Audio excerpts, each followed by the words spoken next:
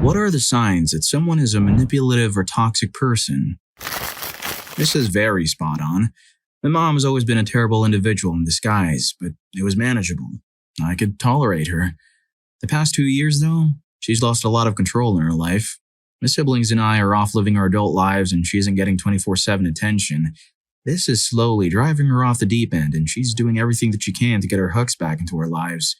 The other day, she was absolutely awful to me and cruel after she got jealous that my siblings were excited to spend more time with me soon. Also, my husband and I are doing the final walkthrough on her new house and signing her loan paperwork on a day that she thinks she wants to travel. How dare we experience a huge moment in our lives and be busy on a day she might want to vacation? We need to be watching her dogs, even though she never asked me to. My eyes can't roll any harder.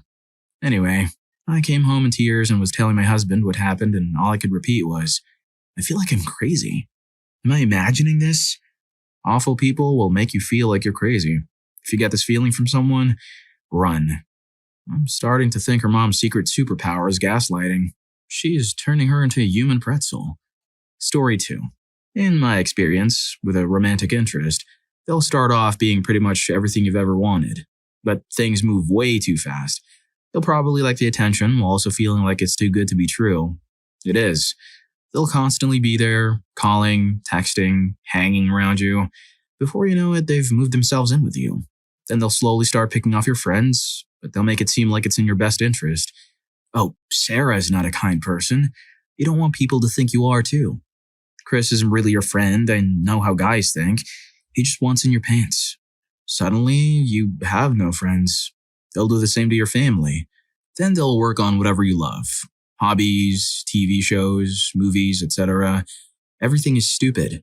Then out goes your self-esteem. Why do you always wear that color? Only street workers wear that. You look stupid with makeup, or low-key tell you you're fat. After they hollow you out to a shell of your former self, the mistreatment really gets going. They'll call you every name in the book and act like they never did anything when you get angry and make you look like you're crazy. To them, you're overreacting to everything. And if it happens to them, it's the end of the world. They're never wrong. Always the victim. Nothing is their fault. Her ex sounds like a walking red flag. Did they come with a warning label or something? Story 3. A few years ago, I moved into a new building and became friends. At the time, I thought very good friends. With one of my neighbors, who was super fun to be around. Always up for anything, always a blast when we hung out. I always thought it was strange that she didn't seem to have any other close friends. Because she was awesome. And felt really bad for her when she would talk about how former best friends cut her off. I introduced her to my friend group. We all started to hang out, which for a little while was really great. She was meeting new people, and I'd brought a new, cool person into the fold. Win-win. And then she cut me off. Started ignoring my texts, unless she needed something, canceling plans, etc. And I was completely floored. Totally the crash you described and did not at all see it coming. I also found that she'd managed to turn a couple of my other friends against me, which was awful. Essentially, she took a lot of what I had told her in private and broadcast it to the rest of the group. So I definitely hurt a lot of my other friendships. That way it was also a lesson to be more private with my feelings. I spent a few months feeling pretty terrible while I watched her repeat the pattern with 3 other girls in that same group. Thankfully, I did manage to repair things with my original friend group after all of this. Once a toxic friend had cycled through us all, she cut off all contact and deleted us from all social media. My guess is that she'd continue to do the same thing. The thing is, I'm not even sure she was aware what she was doing or intentionally being manipulative, if that makes sense. Story 4. My example is regarding a romantic relationship. My toxic, manipulative ex-husband is a great example of what to expect in the early stages. Usually these types of people are charming. Too charming. They know how to play to their audience very well. They are usually very attentive. This later becomes controlling. You may notice that the acquaintance progresses more swiftly than normal. They may also start to establish themselves as someone of importance. The initial red flags weren't all that noticeable for me. They were more like pink bunting. Max was a skilled manipulator. He had a very bad temper, which he would only share with a select few. I was one of the lucky winners. When I let my family know that I was getting a divorce, none of them understood since he always turned on the charm. As far as I understand, this is very common among manipulative, toxic people. They present a very good front to most and save the good stuff for their spouse, partner, SO, etc. My family never had a clue, and my sister later admitted that she didn't believe me initially. He couldn't hold it together after I told him I wanted a divorce and his crazy or ugly started to show for all to see. Only when he was stalking me did they believe me. This isn't to say that my family is a bunch of This is to demonstrate how difficult it was for them to reconcile the idea of the friendly, charming guy they knew with a picture of this manipulation that I painted for them. Story 5. I was with my ex for 5 years, and we were less than a year away from the wedding when I called it off. It is exactly what you described. It was all about how he and I were perceived to the world. It didn't matter who it was. A stranger's opinion of him was more important than mine, and it didn't matter what it did to hurt me. It made me feel like I was going crazy and overreacting when it didn't consider me when making decisions. It would try to invalidate my feelings or intelligence in very subtle but effective ways. When I started seeing a psychologist, thinking I was having anxiety from grad school, everything started to unravel at that point. It was him. I used to imagine him with someone else to see how that would make me feel. Every time I'd think about it, I'd feel bad for her, whoever she was. My psychologist's response to this turned the light bulb on in my head. If you feel bad for this hypothetical person, how can you not offer yourself the same amount of respect? I decided right then and there that I was done. When I finally left, I felt nothing for a while.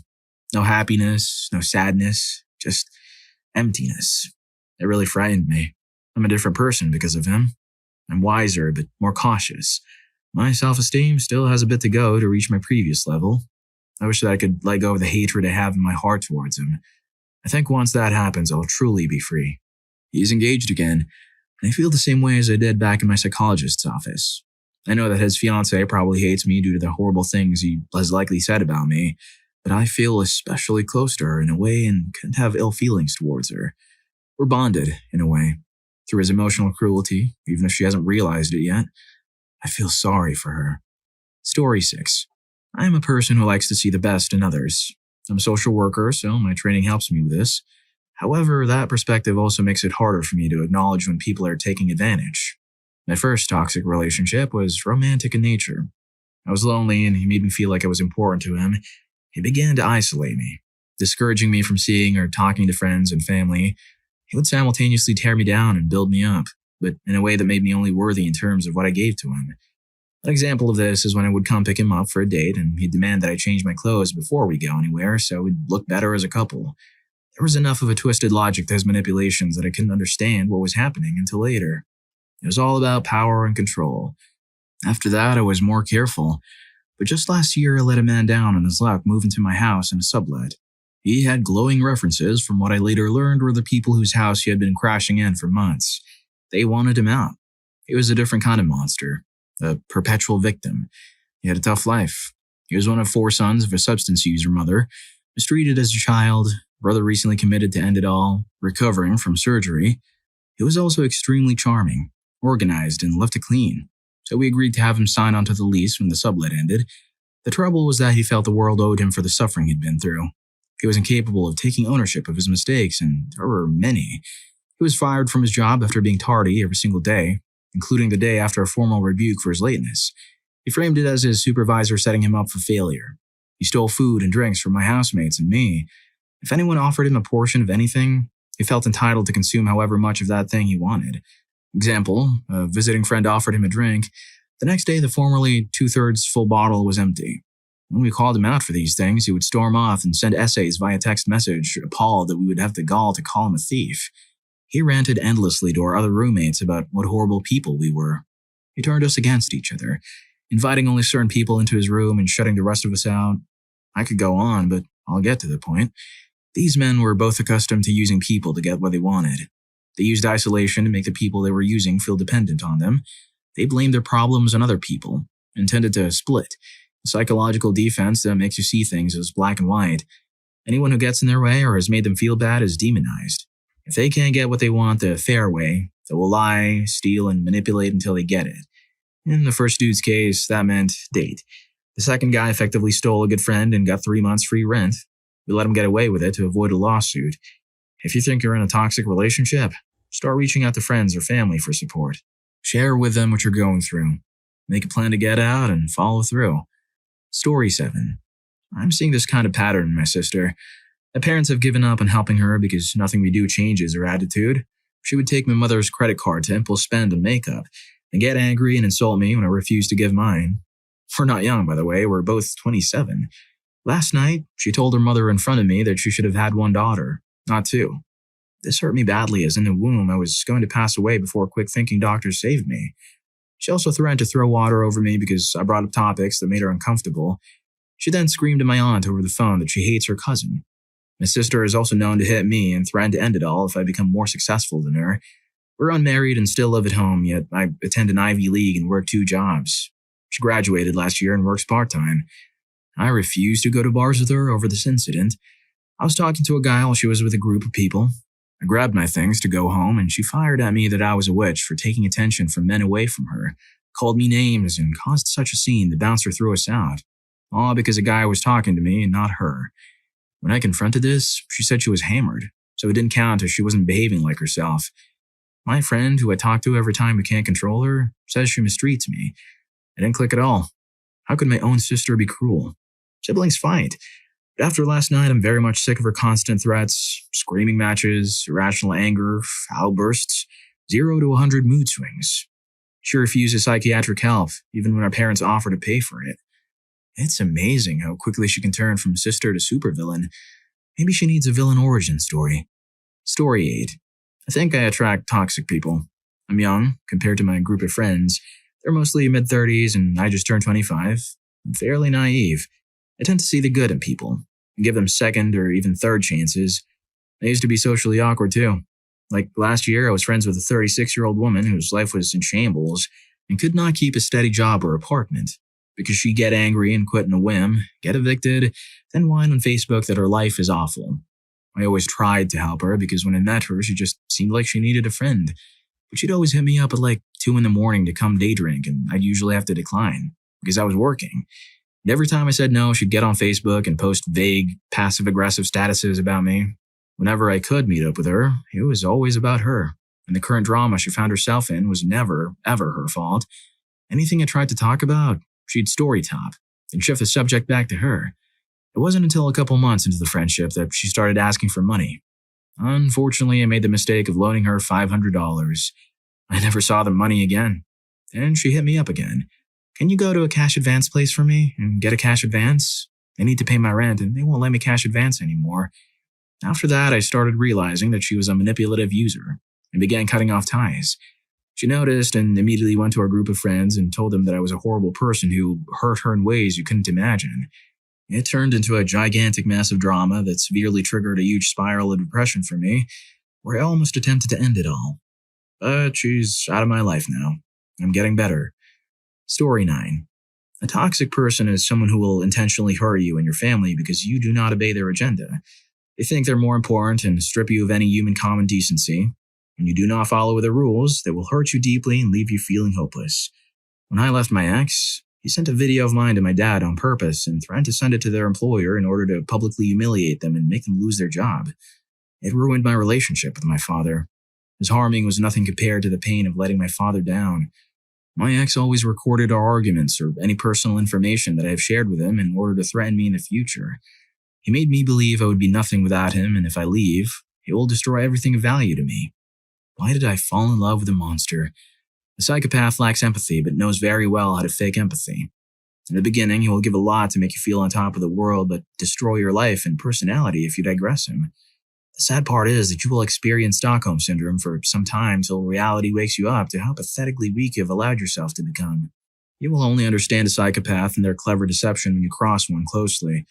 You will also have a new passionate, secret, immoral wish to deprive another human of life because they obviously do not deserve it. Story 10. Recently, I recognized that a few people in my life were toxic in a way I hadn't readily recognized them before.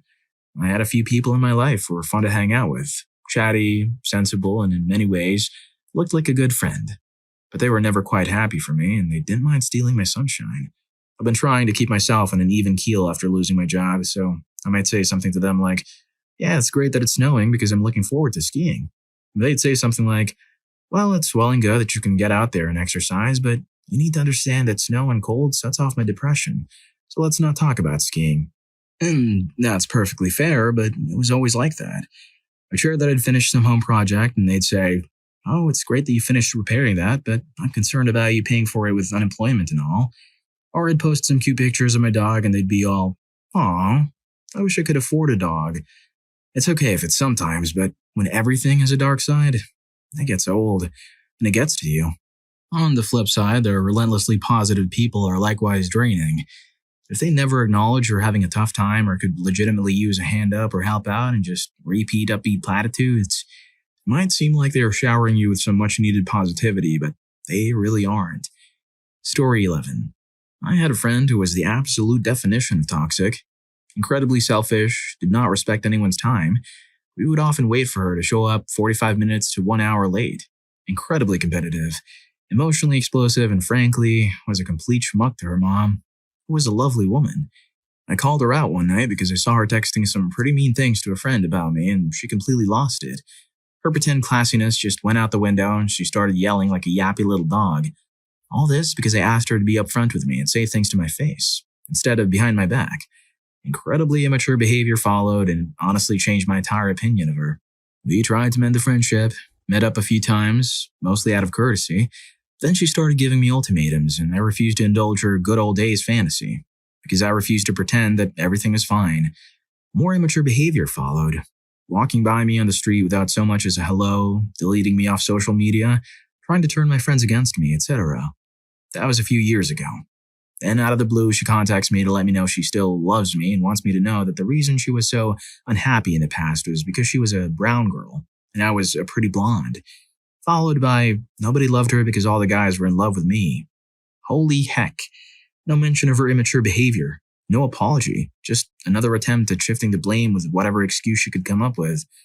Truth is, I never even met most of the guys she's dated. She never introduced me to any of them. But in her mind, I was the reason for her unhappiness with men. She requested that we become the best of friends once again, and I politely declined. I told her I am not responsible for her feelings of unwarranted insecurity and that she had every opportunity in the past to talk to me about it, but chose not to. Apparently that triggered some more issues because I was accused of trying to manipulate her, even though she was the one to contact me, not the other way around, that I was clearly not ready for her wonderful friendship because I was not worthy of it. I mean, what more can I say? I can't tell you how grateful I am that this person is no longer in my life. A genuine friend would never even dream of doing something so demanding. I sometimes think back at how ridiculous this whole thing was and I chuckle. I'm glad it's over. If you're enjoying the video, don't forget to hit that subscribe and like button for more videos like this. Story 12. I had a friend for a good 5 years, from 4th grade to high school, when we parted ways. My problem in this friendship was the fact that I was a horrible, terrible, angry child. I hit the pull and I'm very smart, but in elementary school, I was way ahead of the other kids. Not brilliant, mind you. I do not claim to have been some sort of child prodigy, but I was frustrated and trapped in my classes. I applied to and subsequently attended a gifted and talented program for 4th and 5th grade. There I met another girl. Let's call her Ellie.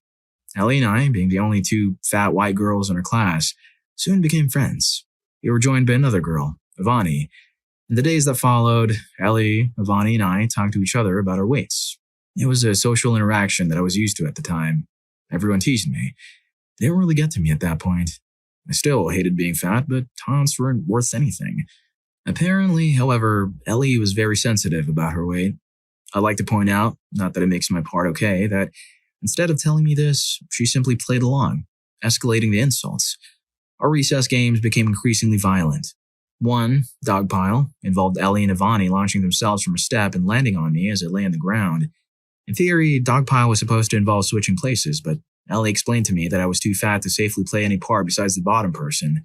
And besides, I was squishy and comfortable to land on. If either Ivani or I did something wrong, Ellie would punish us.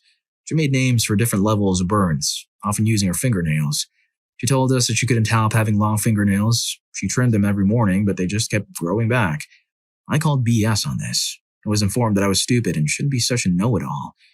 When I brought this up a year later, she denied that it ever happened and even said that she had never clawed at me. Ivani, fortunately enough, was a genuinely nice person. She realized what was going on and drifted to another friend group. Ivani became a popular girl, which according to Ellie was the worst possible thing. They picked up a pair of friends, Jen and Penny, who knew each other from a previous elementary school. They stuck together. At lunch, we sat at the food allergy table. Ellie and Penny both had food allergies, and each was allowed to bring a friend to sit with them, so long as nobody's lunch had any peanuts or tree nuts. Ellie would go through my lunch and tell me how bad everything was for me. No wonder I was fat. If I had meat, Ellie, ever the self-righteous vegetarian, would talk about gruesome stories and would shout that I was a cruel person. When I went to her house, we'd cook, and she'd mock the way I did things. I wasn't actually a bad cook. She just had all these gourmet things and fancy tools. She'd yank her hands through my hair, claiming that fingers were scientifically proven to be better than hairbrushes. The best way to comb hair was to do so really fast. If I picked up a new interest, she'd suddenly be all about it, and would claim a few days later that it was her thing and I'd ripped her off. One day, Jen sent the two of us, me and Ellie, an email saying that we were awful friends and clearly didn't care about our feelings. She listed offenses that we'd never complained about before, and I couldn't handle it. I felt suddenly that I was the worst person in the world. I didn't deserve any love or friends. In 5th grade, I found a new friend, who happened to be very loud. Ellie didn't like her at all, and I was promptly informed that my new friend was a bad person who was very mean to Ellie. Meanwhile, an old friend of mine, Serena, joined the GT program and was placed in Ellie's class, not mine. They became fast friends, and I felt shoved aside. They made new inside jokes, worked together on projects, and ignored me when I hung out with them. Once the three of us were at Ellie's house, and I sat for 2 hours watching silent music videos over their shoulders because Ellie only had one headphone jack and was sharing her earbuds with Serena. I asked her to turn the caption on, and she told me that captions distracted her, and could I please shut up and stop interrupting? The three of us attended a GT middle school as well. Ellie and Serena had the second period of a class that I had 7th, and would always spoil the next parts of the books we read. When we worked together on projects, Ellie whined that we were excluding her, then would take an enormous share of work, refuse to do any of it, then say it was our fault for giving her all the work. Any projects we had involved her continuously insulting my work while failing to actually do anything constructive. I was frequently called a freeloader, as Ellie claimed that I made her do all the work and benefited from her responsibility. It was the opposite. She would always pull me into a group with her, but would constantly berate me for being an awful friend and a horrible person who took her for granted. Anyone who didn't like her was a witch or a schmuck. She began emailing me constant articles on how to tell if your friend is cruel and would add notes like, "Number 10 reminds me of you," or, "and you wonder why I'm so distressed all the time." I have endless complaints about Ellie. I also feel like I deserved her.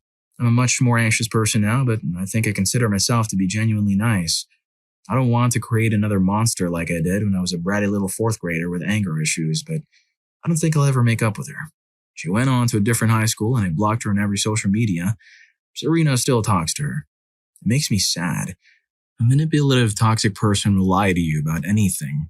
They'll point out all your flaws and twist every situation into your fault. They don't apologize because they believe that they're not the one in the wrong. They will guilt trip you about anything you ever did wrong. Please get out while you still can. Please. Story 13. Unfortunately, this is my time to shine. My qualifications include being raised by a violent, malignant, narcissistic mother, which launched me into adult relationships that became increasingly cruel until I was targeted by a sadistic sociopath about 3.5 years ago, which I was lucky to escape from with my life. It took a lot of therapy to work past the big issues from all that, and now I refuse to associate with or give in to toxic people. It's hard. Some days I lose the battle, but I always wake up and try to do better. Everyone's experience will be unique, and I can only comment on what I noticed from my own experiences. Very few, if any, lasting relationships, whether it be friends, SOs, jobs, marriages, nothing lasts long. If they're married, they tend to cheat often and invest little into maintaining a commitment, except perhaps when it suits their image, grossly overstating their involvement with projects, tasks, jobs, events, etc. Many people embellish details to a certain degree for things they feel strongly about, but a toxic person will grossly overindulge their involvement. My mother claims to be a founding and active member of a local trail walking club. She has been twice in 3 years, and certainly didn't found the club. Gifts have strings attached. My ex-boyfriend kept my birthday gift for me for 3 weeks, insisting I wasn't acting right enough for me to get it. My infraction had been that I told him all I wanted for my birthday was for him to say something nice to me. It was an exhausting and Herculean task. He gave me a cheap bracelet. I found out later he also gave an identical one to the girl he was cheating on me with, and later ran off with. She ended up having to flee him with police escorts. We're actually good friends now in our efforts to raise awareness about cruelty. Drama. Forever. Everything is always happening to them. It never ends. And keeping up is exhausting. You almost feel like there should be a secretary in charge of running the administration for all the issues that keep coming up over and over and over again. How they treat the staff when you're at a restaurant. Are they engaging, responsive, polite? Cause a scene. How they treat the staff is how they will treat you in 5 years. No situation is ever handled with tact, diplomacy, or kindness. It's always their way or no way. And no fight is over until that happens. They often simply wear you down until you give in. The biggest hint, I would say, is to look at the overall stressors in their life and how they respond to it. My ex-boyfriend had massive stresses in his life.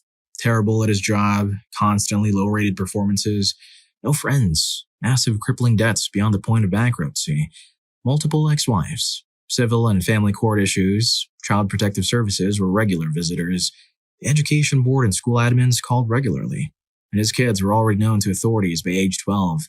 Yet he was adamant that all of these things happened because others were interfering in his life and that people just don't understand my kind of smarts. A normal person with that kind of stress would be nearly depressed. They just waved it off. Meh, if they leave me alone, then they wouldn't have anything to worry about. Nothing fazed him, and he did not care to stop the cycle at all. Why? Because toxic and manipulative people just want the attention. They don't care how they get it, just that they get it. They don't want a solution to any problem. They just want there to be a problem existing because that means someone has to pay attention to them, regardless of how negative that may be. Manipulative people never do anything to you. They do everything for themselves. Story 14. When that person does something wrong or doesn't do something and you blow it off because it's not a big deal, but then when you do it, that person gets super angry at you. And when you tell them that they did the same thing to you, they deny it. That's how my friendship ended with my best friend. We had plans to hang out when I was on furlough, and just before he was supposed to come over to the state I live in, he canceled on me. He said it was because I didn't call him when he graduated college, which was maybe a week before. I told him I congratulated him multiple times before, and how I was very busy and stressed from work that his graduation date slipped my mind, and then told him that he didn't call to congratulate me when I graduated from military basic training or tech school or when I arrived home from my deployment alive. And how I didn't care about that, but he cared so much that I didn't call on his day of graduation. This kind of thing has happened multiple times before, and we took a break from our friendship. He then goes on to say how I always made fun of him because he was very overweight but couldn't give me an example of when I did, even when he lost a ton of weight. But then the next time I saw him, he gained it back, unfortunately. I supported him and didn't care about his weight, but apparently in his eyes, I made fun of him. I don't know. People like that are toxic and manipulating, trying to make it seem like they're always good people and you're such a terrible friend and they're right and you're wrong. Story 15. How do they tell you about things? For example, I met a woman who was going through a divorce that I thought might be a good friend. During our first lunch, she told me about hitting her STB ex-husband until he got mad and hit her back, so she got a restraining order, as if it was something to be proud of. Hint, it's not. Another one bragged about saving a life when her 2-year-old started coughing on some food and she patted him on the back so he would stop. Sorry, that's part of being a mom. No one's going to give you a parade for changing a diaper or feeding your kid or patting them on the back when they cough. Inviting themselves to things they haven't been invited to. For example, one person tried to invite herself to my house for Thanksgiving. We were going to be out of the country and she was inviting herself to my house for Thanksgiving. He told me that I was harsh when I said no. Having a temper tantrum, if they're over the age of 3, I see this way too often. Grown people having temper tantrums over something just stupid. They don't want to get sushi. They want steak. And they're going to sulk until they get steak. Nope, they're not having a meal with me, period. Deciding the world revolves around them. This includes bridezillas, narcissists, etc. Story 16. Oh, have I got the experience with one I cut out of my life a long time ago to fill out a book. I'll name some right now. I was one of those people who used the "I'm just being brutally honest" or "if you can handle me at my worst, you don't deserve me at my best" sayings all the time for whenever he was being a major schmuck. Would call you all sorts of things if you called him out on his hypocrisy. Blamed all his problems in life messing him over rather than every time he did something stupid he did. Would get angry with you if you flat out disagreed or would not empathize with him for his mental health issues, which he did a few quick Google searches and coined himself with a mental disorder, instead of seeing specialist, because they're all quacks anyway and it's nothing I can't Google. Yeah, I was too lazy to Google or wouldn't Google stuff because he hated admitting he was wrong. Acted like a know-it-all and would argue a point, even if by the end of the day the argument wouldn't even be relevant anymore. He just wanted them "I'm very smart" points. Spoke his mind a little too much, and by that, I mean, he lacked that little voice in his head that would give him the cue to "dude, shut up" or he really didn't have any business in making snide comments. Called my mom terrible words when she refused to let me use her CC to buy him a cheap stuff off eBay. He was one town over and had a messed up hand and was out of work. Called my friend's mom names because was having issues with their sister's son whom she had realized was pretty autistic. Was called people two-faced for being polite and has called people mean words for being blunt with him. You couldn't win. Called people every name in the book for being a schmuck when they were trying to be nice and explain why they couldn't do something for him. Called a friend of mine and his family awful names and nothing more because he accused them of throwing away his favorite jacket. That was so sentimental to him. We all explained to him, if it was so valuable to you, you should have left it home. Especially if you know you get forgetful and all that when you're hammered. I think I still have the Steam chat I saved off that too because I showed the family everything venomous he said and I was done with it. And he denied accountability because I can't be held responsible or accountable because I don't believe you should be held accountable for your actions when you're hammered. Like, really? Called me two-faced because I got sick of his attitude and told him to go stuff himself, especially after he called me a waste of space. And I've never done nothing for him but cause problems. Despite the fact that I paid for his gas for a trip to and from a town just to kick back and relax, bought him a Wii, bought him a few sets of SATA HDD cables and other computer parts because he didn't have a job, bought him various games on Steam to be nice, helped him set up a bank account and tried to be there for him during rough times. I could go on and other friends could vouch. Disowned his mom twice for changing her mind up and getting an immediate surgery for his scoliosis. From what his doctor said, it wasn't too bad, but it did need treatment. I was an absolute drama queen over it.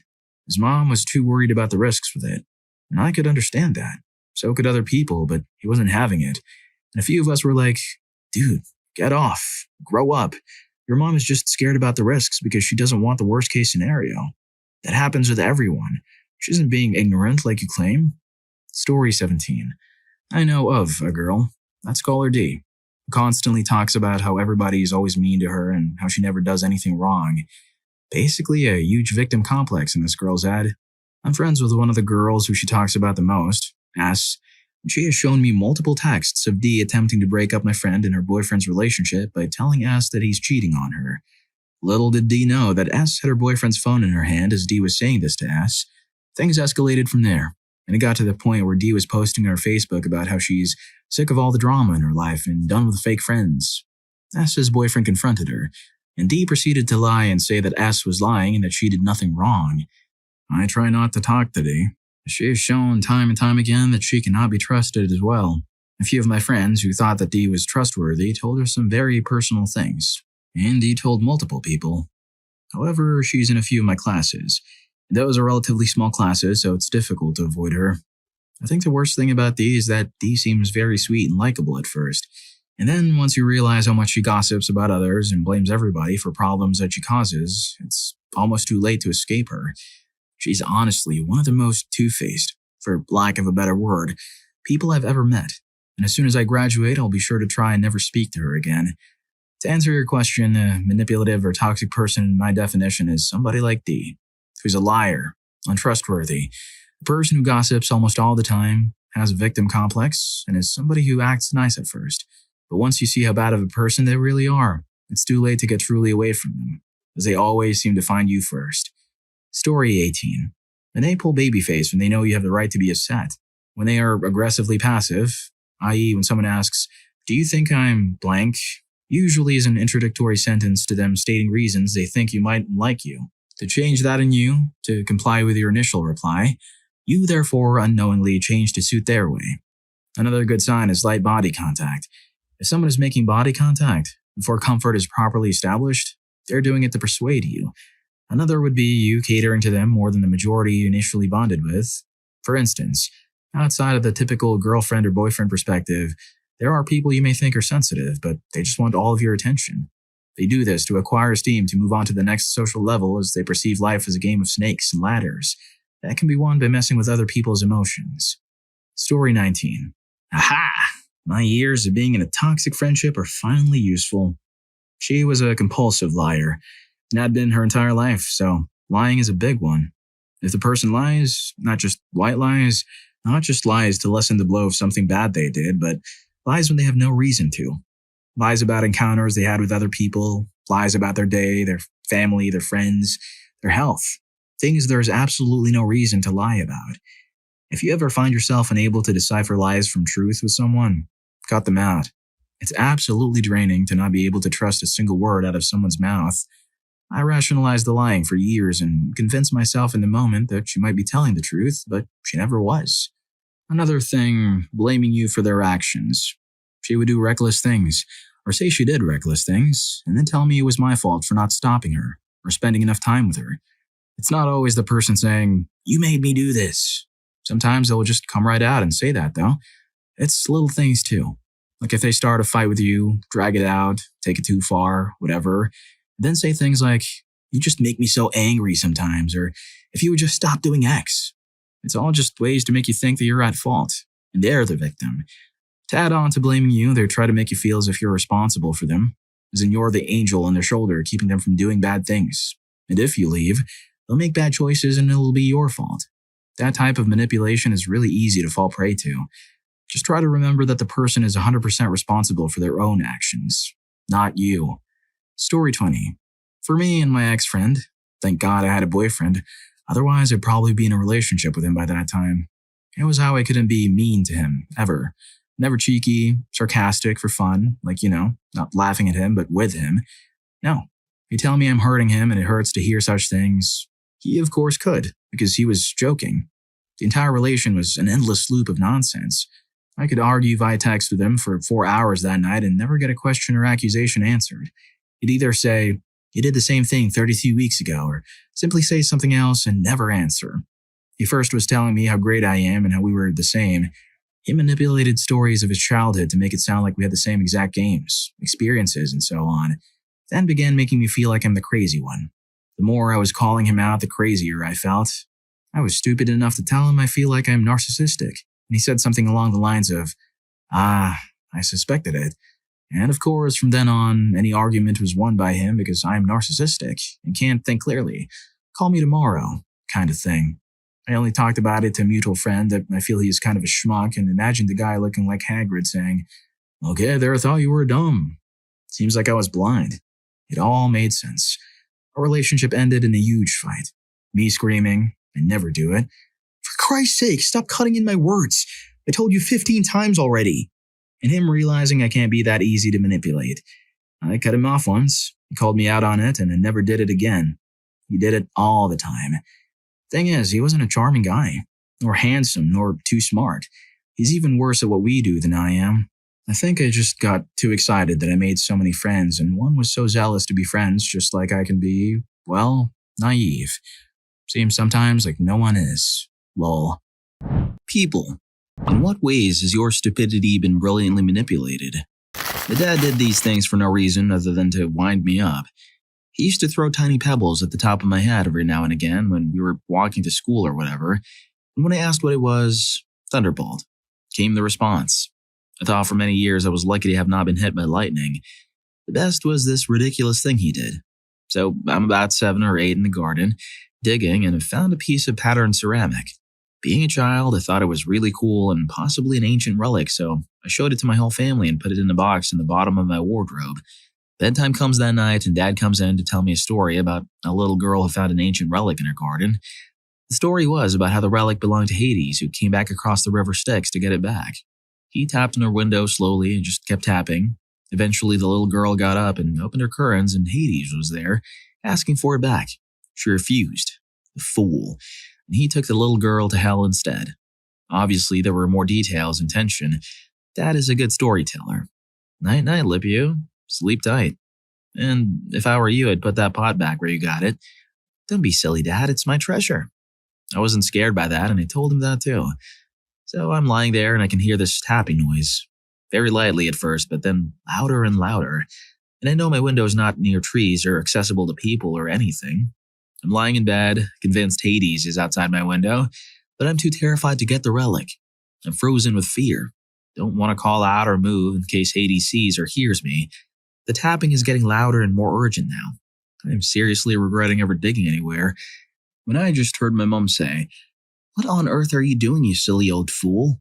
from the hallway, and she brings my dad, who can't stop laughing, in to apologize, because he was leaning out of the window next to mine.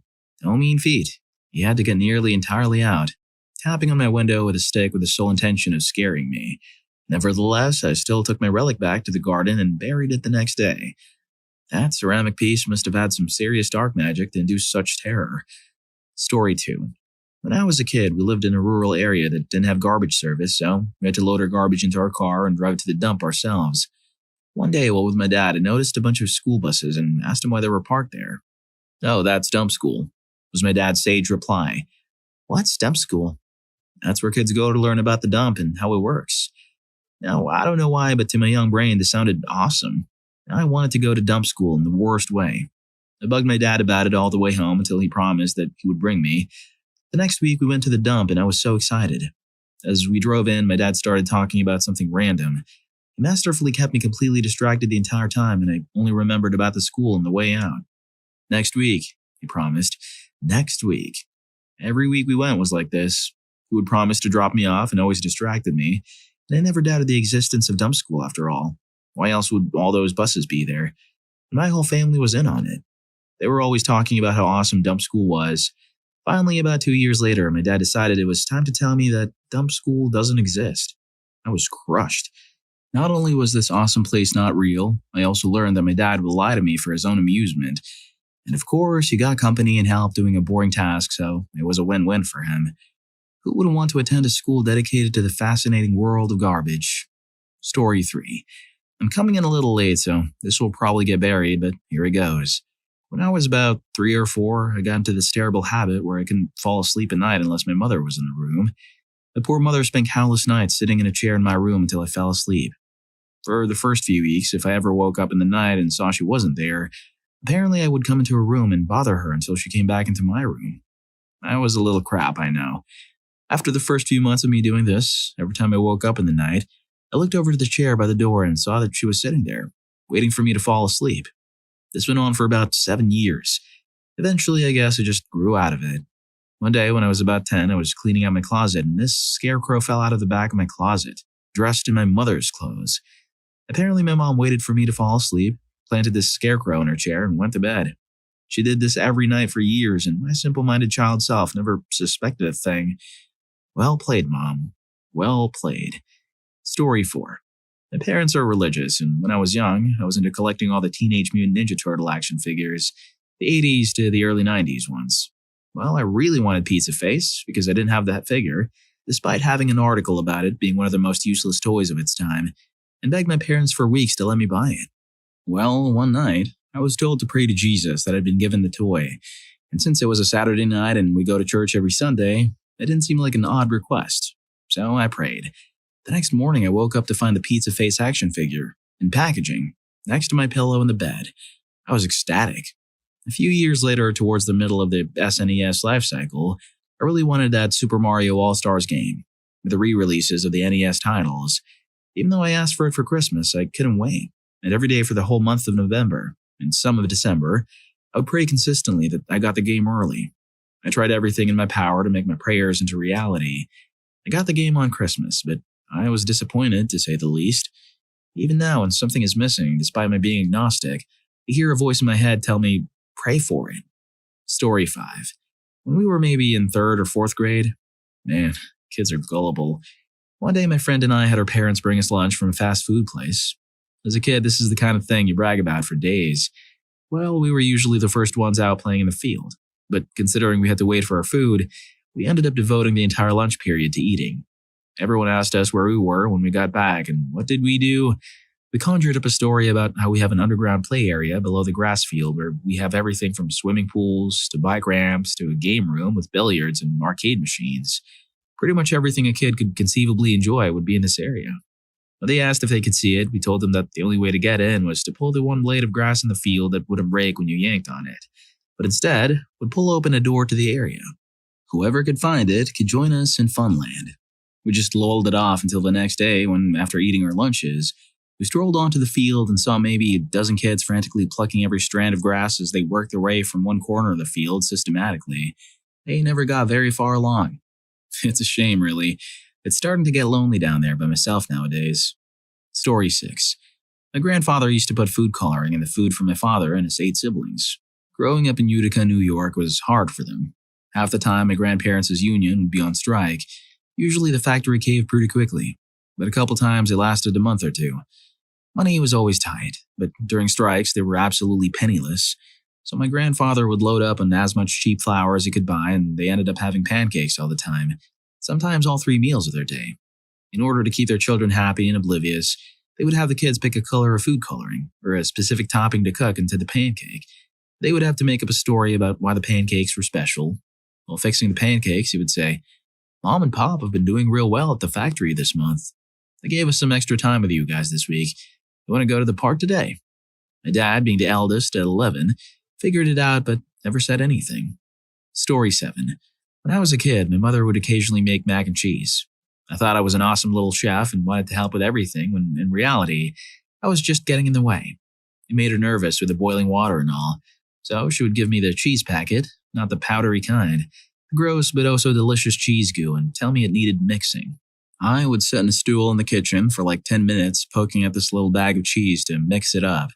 I did this last summer when I was making it for myself. I'm 20, and my mother saw when she passed through the kitchen and busted out laughing. I was just sitting on the stool, diligently kneading cheese. I felt like a bit of a moron when she explained her laughter. You'd think I would have noticed that it wasn't in the directions. Story 8. You know the knots on trees? My parents told my younger brother and I they were tree turtles, essentially the flying red turtles from Mario games. We were young and our dad worked as an arborist, so we assumed it was real. They used to freak us out when we'd go in the forest or go on a hike saying, "Oh look, one is hatched over there." One day, culminating in my little brother running out of the woods screaming and crying because he thought he heard one coming. The turtles were supposedly aggressive and would bite you. Our dad had a big scar on his arm from an accident, and he would tell us it was from a tree turtle attack while working. The messed up part about all this is that eventually they figured they should stop messing with us like this since my brother was getting so scared, but they never told us. So when I was about 14 to 15 years old, it just popped into my head one day. One of those things your brain randomly plucks from years and years ago. Hey, wait a sec. There's no such thing as tree turtles? Thanks, parents. Story 9. Oh, man. My parents were the reigning champions of making up stories for us to believe. I genuinely thought the color orange was purple and vice versa for many, many years. I was told that if I didn't go to bed at 9 p.m. on Christmas Eve, Santa wouldn't come. Now I have to stay up to arrange the presents on Christmas Eve because my 29-year-old sister refuses to stay up past 9. My mother told me that the dirtier a house was, the more likely it was to get robbed. So unless I wanted all my stuff to get stolen by bad men, I'd clean my room. My father convinced my sister and I that the grass on the lawn was lethal if it reached a certain length, but if it became mature enough, it would have the strength to grab feet and ankles, drawing its prey to the ground and consuming it. And that's why the lawnmower blades were made of metal. He used this to convince us to help him mow it. Story 10. When I was a little kid and needed my tonsils taken out, I got sent an anesthetic. It was allegedly bubblegum. I took one whiff of it and refused to keep the mask on. The anesthesiologist was extremely patient. He'd tell me I'd get ice cream after, and he'd put the mask on my stuffed cat and said, "Look, she likes it." I gave him a withering look and pointed out it was just a stuffed animal and couldn't actually smell it. The poor guy just sighed and said, "I'll make a bargain with you. If you keep the mask on for 10 seconds and you still don't like it, you don't have to wear it. We'll get you something else. Sounds fair?" Okay, ready? 1, 2. Story 11. Growing up, my siblings and I were picky eaters, and my parents had a hard time convincing us to eat stuff. In reality, if it was something we hadn't tried before, we really just picked up on how much they wanted us to try something, and just assumed it tasted like crap. We were usually right. So my parents decided, come Thanksgiving, they would act like everything they made was just the best and give no clue on if it would be icky or not. During this, my mom convinced all that the cranberry sauce was dessert and we could only put it on our plate if we finished everything else.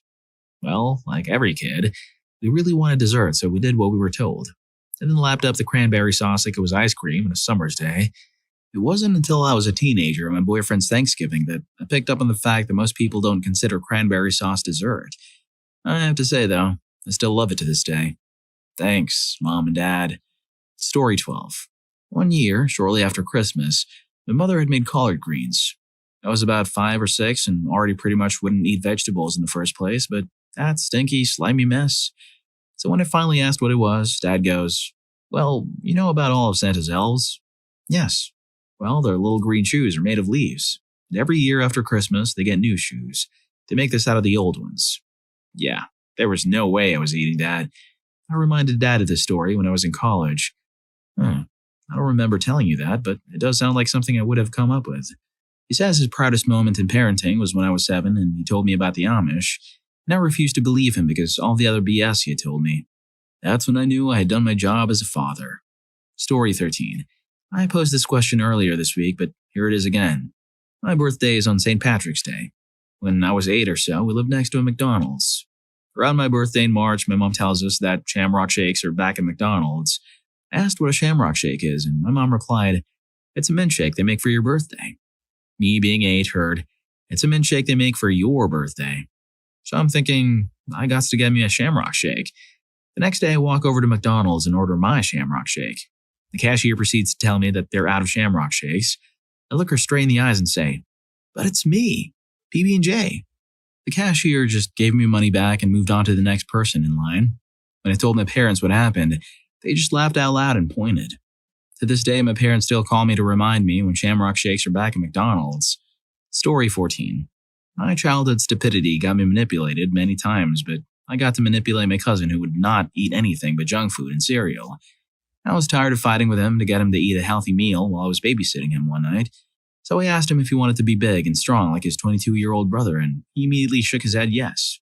He was a very small 3-year-old, and he was obsessed with being big, so I told him that every time he ate junk food or cereal for lunch or dinner, it would make him shrink and shrink and shrink until he disappeared. But every time he ate the food that was made for him, it would make his muscles bigger. He hasn't asked for cookies and cereal for dinner for 3 years since that night. Story 15. When I was little, my mom told me that if I didn't thoroughly wash my hands before bed, the cuckoo would smell all the food I'd eaten that day and come in the night to eat my hands off. One night I'd had enough of the excessive scrubbing and I declared that I believed she was a liar and there was no such thing as cuckoos. We fought and then she backed down and told me, "Fine, have it your way, but you'll be sorry." She then sent me off to bed with my ice cream doll, turned out the lights, and let me go to bed feeling triumphant. I woke up sometime in the night to find the hands missing off my doll and immediately freaked out and started screaming hysterically, etc. When my mom came in, I ran straight to her and cried out what was going on. She wrapped her arms around me and said, "This is why you need to wash your hands before bed. He mistook your doll for you, but next time, you might not be so lucky." There was nothing sinister in her voice at any moment, just a sweet, worried mom voice. I had a hand-washing problem for years because of this. The hotter the water and the harder the scrub, all the safer. Story 16. When I was a stubborn 6-year-old, I wouldn't eat my breakfast. My parents went out and bought a dozen different brands of cereal, trying to find something I'd like. The latest thing they brought home was cornflakes. I told them I didn't want any cornflakes. In their frustration, they tried to make them appealing to me by substituting the milk in the cereal for apple juice. I adamantly refused to eat it, so they dyed the apple juice green. Many minutes later, I still hadn't eaten the cereal, which had degenerated into some corny green mush due to sogginess. The parents then staged a conversation about how the cereal wasn't green enough, and how they would need to grind up more of their money to make it greener. Now, we were in the wealthiest family, so when I heard I was wasting money, I started crying. I ate the green, soggy mess, crying the whole time and dripping green dye everywhere. This must be why printer ink is so expensive. Story 17. This didn't really win my father anything but sadistic fulfillment, but when we were children, he told us all about Fizzy. They were little pets, apparently, but he never described what they looked like, or what they did, or what was so special about them other than the fact that they were awesome. He told us that he bought us some and that they were coming in the mail. We waited. We waited for months for these magical Fizzy. We would get McDonald's Happy Meal toys and pretend they were Fizzy because we were so tired of waiting. My parents ran a screen printing shop out of home, so they had an order of plain t-shirts shipped UPS to the house every week or so, and every time the UPS guy pulled to our house, we were stoked because we had false hopes that the fabled Fizzy had been delivered. Then one day, they arrived. My father had just gone home, and in a little box he presented to us were what he alleged to be Fizzy. This is what he gave us. I, for one, was angry and questioned my father's incredulous claim. I scolded him for ripping us off, and he said, "Wait, look, it moved." What? Did it move? Was the glittery pom-pom actually alive? Certainly he was lying, but how could I be sure? So I put my Fizzy down at the table and watched that for hours, and every time I looked away, my father told me that it had just moved, and that I had missed it. We put them in little jars with leaves and twigs and a little bit of water, and when in about a week I complained because the Fizzy wasn't doing anything, I learned that my poor Fizzy had passed away because I hadn't been feeding him. We buried our Fizzy in the backyard and learned a very good lesson about life. Then we got a puppy. Story 18. When I was younger, my family owned this happy little tank of 2 betta fish. Of course, there was a barrier between the 2 fish. Had there not been, the 2 would have ended each other. So one day I noticed my pretty red fish floating at the top of the tank. I ran to my dad, crying that my fish was sick. He told me that he would take it to the fish doctor. A week later, my dad took us to the fish doctor and told us to pick out a fish that looked identical to our older one, since the doctor didn't put the names of the owner on the fish tag. He did this more than once. This fooled me up until the summer of my sophomore year of high school. I noticed that my goldfish of about 2 years was swimming funny, so I told my dad to take him to the fish doctor. My dad burst out laughing and told me that the fish doctor didn't exist. Whoops. Story 19. My dad used to have a computer repair business when I was about 4 years old. Being a hyperactive child, one day my parents convinced me I was a robot my dad had built as a good little girl, and whenever I was bad, it meant I was malfunctioning, and he'd threatened to turn me off. Of course, I believed him, especially as the next couple weeks he offhandedly made comments about my CPU acting up whenever I was annoying him. He forgot about it after a while, but I spent years thinking I was a robot and was terrified he was going to turn me off. Finally, after years of mental anguish, I ran, crying to my father, begging him to turn me into a real girl as I didn't want to be a robot anymore. The shocked, guilty look in his face when he realized what he put me through I'll never forget. Of course, he thinks it's hilarious now and tells everyone. If you're enjoying the video, don't forget to hit that subscribe and like button for more videos like this. Story 20. My father was an evil genius, and my sister and I were stupid kids, so I have hundreds of these little gems. A few of my favorites, however. Every time I ended up in the hospital as a child, which, as my mother would describe it, was every time my father was in the field or on deployment. If he was there, he would tell me the same thing. If you're hurting, press that little dimple under your nose. There's a nerve there that goes straight to your brain and shuts off the pain. The more pain, the more you press. I'm pretty sure this only had 2 effects. 1, it is impossible to talk when trying to press your top lip through your teeth. And 2, I ended up needing braces. One of my most favorite, though, was done to my sister and not me. When my sister was a little girl, she had a habit of lifting her dress up over her head like many little girls do. My father came up with the most ingenious method of stopping her from doing this. He told her, "Don't do that. People can get your belly button. If they untie your belly button, your back will fall off." So far as I know, she never did it again. When she was in high school and in college and on the baton squad, she would never wear an outfit that showed a bare midriff for fear that someone might untie her belly button. In retrospect, as a big brother, I wish she had come up with something ingenious. Story 21. I was born into a military family. My mother is Filipina. My grandmother had essentially lived with me all my life, except for the fact that I did not know her as my grandmother. I knew her as Lola, which means grandmother in Tagalog, national language of the Philippines. Now, I never realized this because when I was 5 to 7, I lived in Guam, and I specifically remember talking with a classmate of mine about my Lola. Lo and behold, he said he had a Lola too. So I just thought Lolas were semi-normal and some people had them and some people hadn't, and never gathered any relation. Fast forward to when I was about 9 years old living in San Antonio. My mother told me that my Lola wanted me to stop calling her that in public. I was perplexed. She said she wanted to be called Grandma. I was angry. I really had no idea or ever questioned that Lola was my mother's mom this whole entire time of my life. They just simply never told me. Part of it was because when they spoke Tagalog, my mom always seemed kind of mean to her. She passed away 2 years ago and I still miss her. R.I.P. Lola. Story 22. I've got 2. First, way back in the day, seatbelt laws had just come into effect where I live. The fine was over $50. They told me I didn't have to wear the seatbelt, but I'd have to pay the fine if we were caught. When your allowance is $1 a week, you put that belt on really fast. I still can't drive in a car without wearing a belt. It doesn't feel right. Fast forward to the present. My sister-in-law had my kids in the backyard. Some Smarties were spilled on the lawn. Kids wanted to eat them. She said, "No, let's bury them and plant a Smartie tree." They buried them. Later in the summer, she comes over, sneaks around back, and jams a 2-foot-high plastic tree in the ground, attached to some of the plastic leaves with pipe cleaners or the mini boxes of Smarties like the ones you got on Halloween. Needless to say, my 3- and 5-year-old lost it. The little one is starting kindergarten, and I can't wait until the teacher asks her what grows on trees. Story 23. When I was a kid, I got into trouble a lot, which means I was disciplined a lot. So even though it was because I didn't know better but needed to know where boundaries were, I started to feel like I was becoming a bad kid. Nothing I could do was really making it better. I would learn the boundaries but would still find ways that would get me into trouble. My mom felt bad but knew she had to be consistent. She came up with a plan. She took a black garbage bag and duct taped it to a paneled wall. We lived in a trailer park at the time. Couldn't make it much worse. She told my brother and I that this is a land to the monster world. It's only for bad kids, especially bad little boys.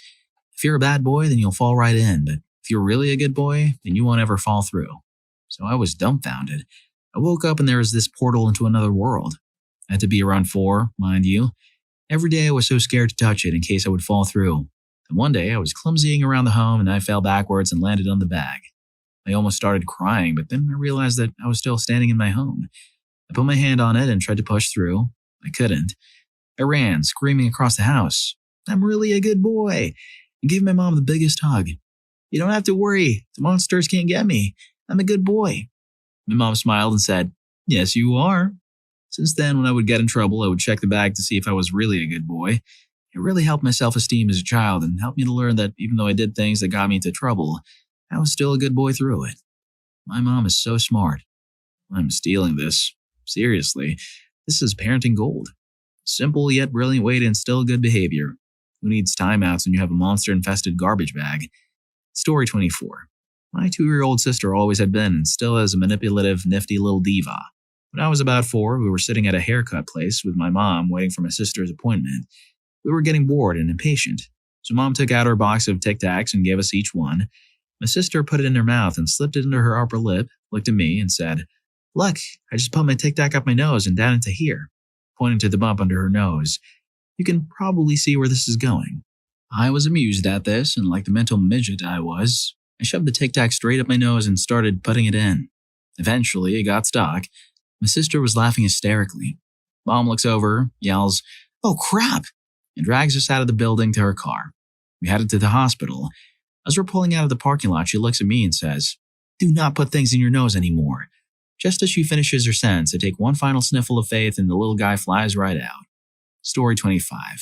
When I was about 3 years old, I got sick and had to take medication. It turns out I'm allergic to penicillin. Because my parents didn't want me to be afraid of medication, they told me I was allergic to Fritos instead. I loved Fritos.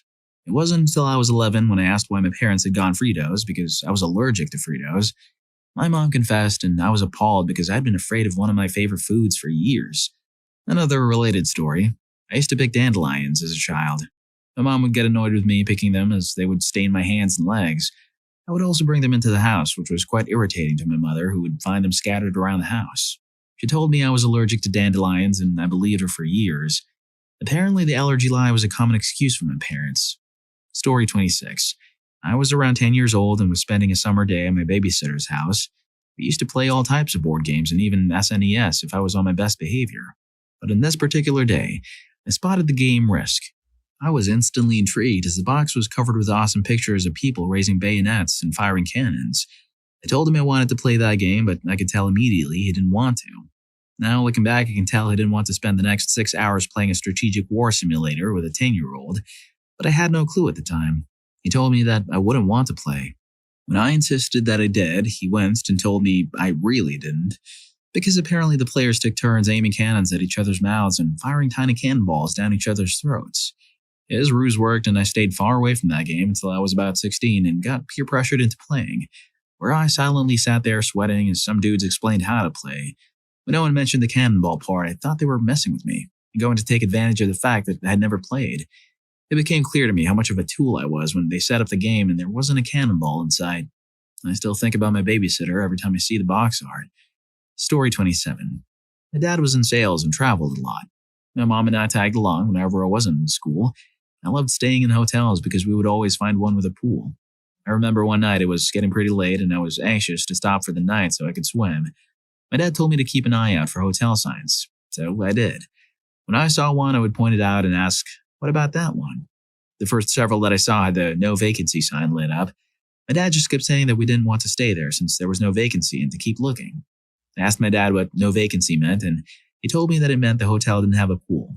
So from that point on, every sign I saw that said no vacancy, I would say, There's a hotel, but it's a no vacancy, so I don't want to stay there. And you never had to. Story 28. For Christmas every year, my parents would get out, unbeknownst to me, along with all the other decorations, an old school toy shelf, sort of a stuffed toy, but old British design. They would tell me that he was watching me for Santa to make sure I was good and to see if I deserved coal or presents. The head came when they started moving him around the house. Each day he would be somewhere else, watching and waiting for me to mess up. Dining room, lounge, bedroom, even bathroom. Nowhere was safe. I was always being watched. The real head was what they told me about him. If you touch Santa's helper, all his magic is released and he becomes a toy. Then Santa will be really mad because you ended one of his elves and you won't get any presents ever again. It took me until I was 14 to work out that it was a toy, and only because it fell off its perch on the lamp and I caught him in my hands before promptly realizing what I had done. That took some rather hefty explanations. Then again, they got 14 years, minus 1 or 2, of a very well-behaved child at Christmas. Story 29. My mother, in cahoots with my grandparents, convinced me of the boogeyman's existence. This isn't weird. It is the detail they went to, and for no real purpose. My grandmother has this candle. It is a green candle in the shape of a Chinese figure in beautiful flowing robes. They convinced me that this was in fact the boogeyman. At nighttime, he would grow to 12 feet tall and sashay around downstairs in his flowing robes. He would glide across the floor and patrol, waiting for children. When I would hear creaks in the house or someone walking downstairs, I would silently cry in my bed. I was never told what would happen if he caught me. I sure as hell was not going downstairs at night to find out. To this day, I stare at that candle at her house. The moment she passed away, I'm on a freaking plane to light the candle and watch the thing disappear. Scary freaking candle. Story 30. My parents were wonderful, loving, horrible people. First, my dad would tap my twin brother and me on the shoulder and say that it was the invisible little slinky man. Until I was maybe 5, I thought there was this invisible person who looked like the classic diner big boy, if you were able to see him, flying around and landing on people's shoulders, giggling at his prank. The most egregious manipulation was Mrs. Brown. My parents told me when I was a kid that if we were bad, they would take us to Mrs. Brown's house, where there was no TV or entertainment, no food, and if we did anything that could be possibly interpreted as misbehavior, she'd hurt the ever-loving crap out of us. The worst part is that we lived in the outskirts of a decaying city. In my childish prejudice, I started to think of Mrs. Brown as a brown lady who lived in a tenement and wanted nothing more than to hurt children. When I was 8 or 9, I asked my parents whatever happened to the Aunt Jemima who would send us to the hospital if we didn't flush the toilet or say please and thank you. They were utterly confused. Story 31. Jeez. I remember being a kid, like 3 or 4, taking a nap next to my mom in her bed. There were 3 pillows in her bed, and I wanted to use 2 of them. So instead of telling me, no, I'll use 2, you use 1, she proceeds to ask me if I want to hear a story. It went like this. There was once a little girl who was getting ready for bed and had a bunch of pillows. The little girl used too many pillows to sleep that night, though. So her head was pushed up and she couldn't breathe and she passed away in her sleep. Now, I'm a guy and I was a little guy at the time, so I didn't really have any reason to not believe her. But I remember giving her the extra pillow. For like 20 years, always thinking, no, can't have too many pillows. And it finally happened. That one night when I was drinking with some friends and people were going to sleep, I told them, dude, are you stupid? Why are you using so many pillows? You'll pass away. Your neck will pinch your trachea shut and you'll pass away in your sleep. To which my friend replied, are you joking? And it was then that I realized I had been trolled by my mom, all those years ago. Also, I didn't learn how to properly blow my nose until I was 19. I had to have a girlfriend teach me, and I didn't know you could recharge glow-in-the-dark items by putting them by the light. I'm smart, I swear. Story 32. I'm a bit late to the party, but I have a couple to share. When I was little, my dad used to always tell me that in order to grow and properly develop, my brain needed to be watered. In the shower, I was supposed to let the water flow into my ears until they filled up and drained out. Weird enough, but okay. I already believed that eating watermelon seeds would grow watermelon in my stomach, so whatever. I distinctly remember several occasions when I would be woken up in the middle of the night with warm water being poured in my ear. Daddy, what are you doing? I would ask, and the reply was always, I'm watering your brain, son, so you'd be smarter than me. Another one that amuses me is that I was always told to grab my jewels when I coughed. When I asked my dad why, he said that if I didn't, then I would get cancer and they would be removed.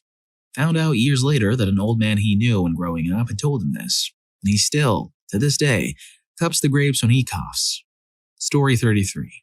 When I was a kid, my uncle had a garden in upstate New York. At the beginning of the summer, I asked him if I could plant some watermelon seeds. He said, sure, and I did so. A month later, there was a little vine with tiny pea-sized watermelons growing on it. As I would come up on the weekends, I would check the growth, but nothing changed over the course of a few more weeks. One evening, after I was expressing my disappointment over the lack of progress, He told me that watermelons are incredible in the way that they can grow tremendously overnight. I didn't think much of it, but on the way home from town the next day, he told me to check on my watermelons. Lo and behold, there was a medicine ball-sized watermelon sitting where only a pea-sized one had been the previous day. With such glee, I rushed over to pick it up, and upon rolling it over, I saw the price that had been written onto it at the supermarket from where it had been purchased. The laughter that ensued had been echoed over the past 35 years each time the story comes up. It's been gone now for years, but I have a memory that will last forever. Story 34. I can't remember anything I actually believed, besides the non-existent hidden cameras in our room to make sure we weren't fighting. But my favorite thing my dad figured out recently is kind of adorable. My dad grew up during the height of the Cowboys and Indians era of TV and radio. My grandfather, who passed away in 2003, was always this pretty serious guy. He loved his kids and he knew how to parent. He wasn't super strict, but I guess he wasn't a family game night kind of guy. Well, my dad suddenly realized one of the sweetest lies he ever told him. My grandfather apparently had a scar on his arm, most likely from working on the railroad or maybe World War II, so he would tell my dad and his friends that he got struck by an arrow. All the kids believed him. My dad hadn't really ever thought about it until recently, and he got all emotional about it. I thought it was sweet. Which reminds me, my dad worked for the railroad as well, and one year he put coal in my sister's Christmas stocking. Story 35. I grew up in Hawaii for the first half of my life. When I was about 2 years old, my family moved into a new house, and on the other side of the road was a huge sugarcane field. To keep me and my sister from wandering in the cane field, my parents told me all about scary monsters that would grab us and eat us if we got too close to the cane field. This made going over to my neighbors interesting since we would run as fast as we could to their house, along the edge of the road farthest from the cane field. I questioned about it last year. I'm 27. My mother just said if we would have gotten lost in the cane field, it would have been impossible to find us again in the sugar cane field, so I guess I can't blame her. Although this gave both my sister and I a horrible fear of the dark or anything scary for most of our life. Story 36. This is related to when everyone cooked with wood or coal-fired ovens, and one of the baking ingredients of the 20s, 30s, and 40s. This was true. The loud noises, bangs, and vibrations from people running, walking heavily around and jumping, slamming doors, etc., would make the wood and coals fall, causing a flame-up. Also, baking powder was not as well made and could be very fidgety. A slight thump could cause a drop and could pull the entire cake in on itself, or make cookies hard as rocks. Depending on the cake, too. Angel food or a genoise can fall in an instant even today. This is also why cooks had to sift flour and powder ingredients so often compared to today. However, in the 1950s ovens, baking ingredients and processes improved exponentially. So if your mother grew up in the 1920s to the 1950s, she was correct in not manipulating you. If she grew up post-1960s, she totally screwed with you. Story 37. When I was younger, I had a pet boa fish. Its nickname was the fighting fish. Me and my sister's fish shared a tank, and there was a divider separating the fish. Every so often, my fish would slip onto her side and fight it. When we woke up, my mom would just say that my sister's fish was resting on the pebbles at the bottom. It would go to school and come back, and it would be all better. However, one day, I guess my mom finally gave in and said my sister's fish passed away. A week later, mine passed away too. We then went to the pet store and bought a new fish named Shiny. Yes, I am that original. It lasted about a month before it passed away. A couple weeks ago, I went to the pet store and came back with a boa fish in a new bowl. My mom asked why I chose that fish, and I said because they lived for years. My mom then burst out laughing and said she would replace her fish every time they passed away and we wouldn't notice. I can't believe I never looked at my fish close enough to figure it out. What is a clear giveaway of a toxic relationship? I've had one seriously toxic relationship. It was terrible. For me, what the giveaway was simply how I felt. I realized I felt extremely invalidated constantly with my partner. I was constantly confused as to why they were either so angry or how they came to whatever conclusion they came to. Every situation was turned around on me, even if I came to them with a valid concern. And we'd get into arguments that literally went in circles. And almost always ends with extremely passionate intimacy with zero resolution of the original issue. Rinse, repeat. Mind blown is what I would best describe being in a toxic relationship. You know it's bad for you, yet you keep coming back for more. And you can't fully articulate why. For my family, how they could tell we were in a toxic relationship is how my partner spoke about me. I didn't pick up on it, but I was told to listen to how she talks about me to others. She would lift herself up while almost simultaneously putting me down. Example. Yeah, when he's not with me, he's just a normal guy, but when I show up, all eyes are on us. Near the end, I noticed I would lie to friends and family about a relationship and or defend her actions just so they could like her, and so I didn't feel ashamed for staying with someone like that. I do not recommend. The intimacy wasn't worth it. I'm guessing the intimacy was like a band-aid on a wound. Quick relief, but the underlying problem was still there. Story 2. I got out of one of these a year ago. 5-year relationship. We were both toxic in our own ways, and it fed itself into a nasty circle. I've tried the best I can to analyze how I felt and what made me act the way I did, to take accountability of my own actions and hopefully make a change. Maybe this could help somebody. Not wanting to communicate how you feel because of a potential reaction from your partner. If this is a constant, I would look inward and try to determine why. Isolation. Not being allowed to have a social life. A person needs to have many different relationships in their life to be healthy, not just a romantic one. Going out of your way to do something for the other person that you know they wouldn't do for you. At the time, I saw these actions as a love language. They're not. Please remember that a partnership is supposed to be equal. That doesn't mean equal all the time. However, if you find yourself constantly jumping through hoops to please your significant other or to prevent a fight, this is a sign that you're not in a partnership. When a problem arises, it should be you and your partner against the problem, not each other. Blame game isn't just a song. Noticing that you're in a toxic relationship is not easy. I saw signs early on that I was getting myself into one, but made an active choice to ignore them because of how good the good times were. That choice was toxic, or at the very least, ill-advised. If you discover you're in a toxic relationship, my advice is to leave. It's going to be painful. You'll make excuses to stay, but you shouldn't. It takes two to tango. If your partner is toxic and you choose to stay, you're at the very least enabling that behavior. Sounds corny, but you need to respect and love yourself first. Good luck to you. Story 3. Lack of autonomy. You want to go have a chat with friends and get a drink. We don't have money for that. Why don't they come over here? Oh, they aren't my friends, so why are you hanging out with them? That's so disrespectful. You were invited to do something with someone else. Oh, I'll come with you. What do you mean I wasn't invited? We're a couple. Are you ashamed of me?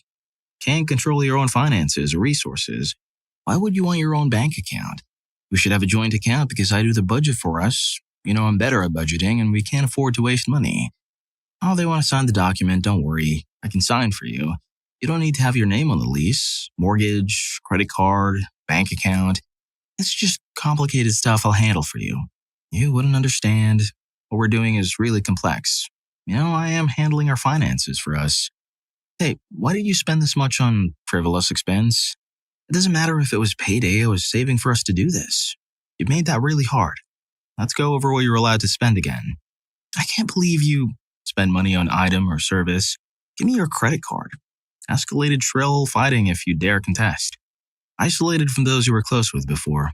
Suddenly you find you spend a lot less time with your friends and family or moved away from your support network and community. You were encouraged to associate only with people through your oppressor. They seem to always have drama and fights with the people around you want to interact with. You may be embarrassed to bring them out in public to work or other functions for fear they will embarrass you.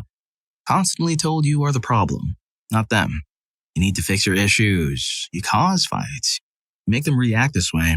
If only you did this, they wouldn't have had to fix it for you. In fact, they paint themselves as saints with infinite patience to deal with your BS. Small issues become giant fights.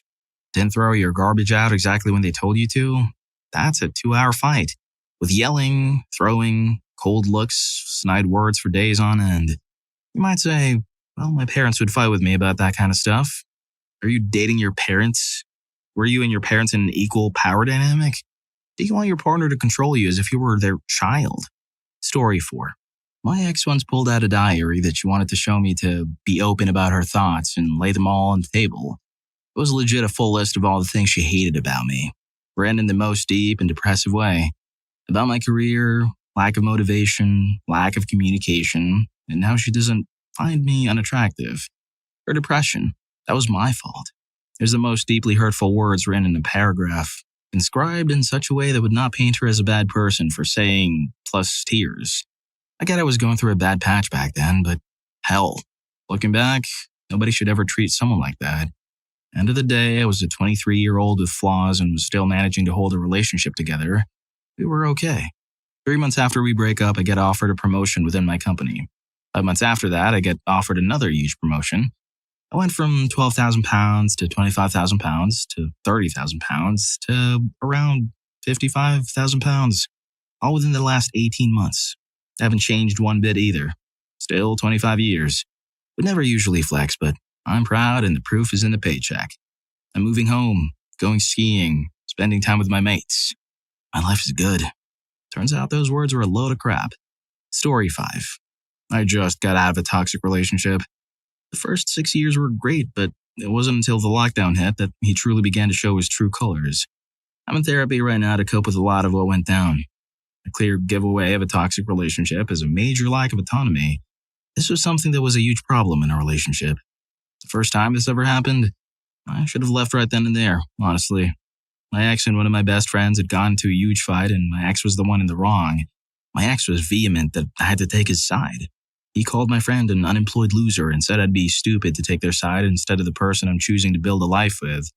He pressured me to cut them off. My friend messaged me on Facebook that she was really upset, as was I. I told her I was on her side, and that I was extremely disappointed in my then SO's behavior, and it honestly did make me question things between us. Well, that very night when I was asleep, my ex took it upon himself to snoop through my laptop and phone. Needless to say, he was furious it wasn't on his side. Called me all sorts of nasty things the next morning and treated me like utter crap until I agreed to cut her off. I was literally manipulated into cutting a decade-long friendship. I was scared to run. Scared to ruin what we had built so far, to disappoint my family as we were about to be married. Needless to say, it was another 2 years of gaslighting, manipulation, and emotional cruelty with him. It's amazing how quickly a great relationship can turn into a nightmare when the masks come off. Story 6. My ex and I broke up 7 months ago, and it was devastating. We genuinely loved each other so much, but we didn't really communicate our feelings or share many common interests. She preferred going out and partying, while I was more of a homebody who enjoyed cuddling and watching movies. There's nothing wrong with either preference, but it often led to dates at the movies or the mall, and she didn't voice any other places she'd like to go. I also have unmedicated ADHD, which made it difficult for me to pick up on her hints, social cues, or underlying feelings. Even if she said something was okay, I didn't always understand the unspoken meaning.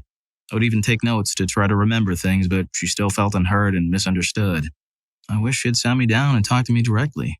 I wish we could have communicated our problems openly. I apologized after the breakup, but I still feel guilty about it. She's now in a new relationship and seems happy, and I'm genuinely happy for her, even though it sometimes hurts. Despite some small issues that escalated into a breakup, I was lucky to have her in my life. She was amazing, but sometimes relationships just don't work out. I don't know if it was a toxic relationship or not, but I just needed to vent. Story 7. Refusing to even make an attempt to listen to the other person talk about their hobbies, likes, and interests, even if it's not something you enjoy. Being dismissive and unsupportive when the other person comes to you to talk about an anxiety. Being dismissive and unsupportive when the other person comes to you to talk about a health problem or potential health problem they're having. Not caring about or attending to the other person when they experience a health problem, accident, or emergency. Not respecting or understanding an allergy that the other person has. Undermining things they're happy about getting the opportunity to do by asking if they think they can handle or are capable of doing said thing they got the opportunity to do. Being weird or controlling about finances. Pushing the other person way too hard into potential three-way situations. Essentially acting like a wingman to your own partner. Constantly showing your partner attractive girls just because they're bi and you guys can agree upon it, but it goes a little too far and gets too creepy. Interrupting a conversation where your partner is trying to talk to you about their night they spent doing their hobby with a photo of yourself with dancers. Sending your partner photos of a cute girl in a cute Halloween costume that you thought they might like when you decided to go to a Halloween party on your own, instead of visiting your partner and going to one with them. Also, cheating on a partner with said cute girl at the Halloween party. Yeah, this got a little too personal. Story 8. They share a Facebook page with their real names and it is syrupy, sweet, and polished. Portraits on the beach in all matching outfits. Inspirational quotes and nonstop talk about soulmates. But they each also have their own individual profiles too. She will typically use her first and middle names only. The pictures of the family and the posts follow a particular cycle of random quotes or memes. The first one is generally a vaguely angry quote. The kind where you can't tell exactly who did what, but that crap aimed at someone in particular. The next will be something about just being a bad witch and making herself happy. And lastly, it will be one about not missing something until it's gone. That cycle will repeat going back years. His page will be a completely made-up name. Most of the details will be made up as well, and the relationship status will just be suspiciously blank. It will, however, be accurate regarding location, high school, and graduation year. Nothing else will be posted other than some random posts from 2006 that's like a picture of a TV screen with a football game on the caption, "Go Patriots." He will also generally go out of his way to proclaim that he doesn't use Facebook. God bless America. Story 9. Gaslighting. Constant fights. You're both cheating on each other. Agreement that she gets to go through your phone to make sure you're not cheating again. Having someone you've known for over a decade tell you to leave them alone. They don't want anything to do with the toxic relationship you insist on being in, and they do not want to be dragged into it again. Constantly changing your mind to agree with your significant other no matter what, and feeling conflicted about that later. I've just described the relationship my former best friend has with his now wife. He was coming to me saying he was miserable and had been contemplating ending it all because of how she made him feel. She constantly gaslighted him and played the victim when called out. They both cheated on each other. He agreed to let her go through his phone. She read private messages between him and myself, then started texting me about it. I think I'd referred to her as psycho or something like that. Like that's going to make her sound sane.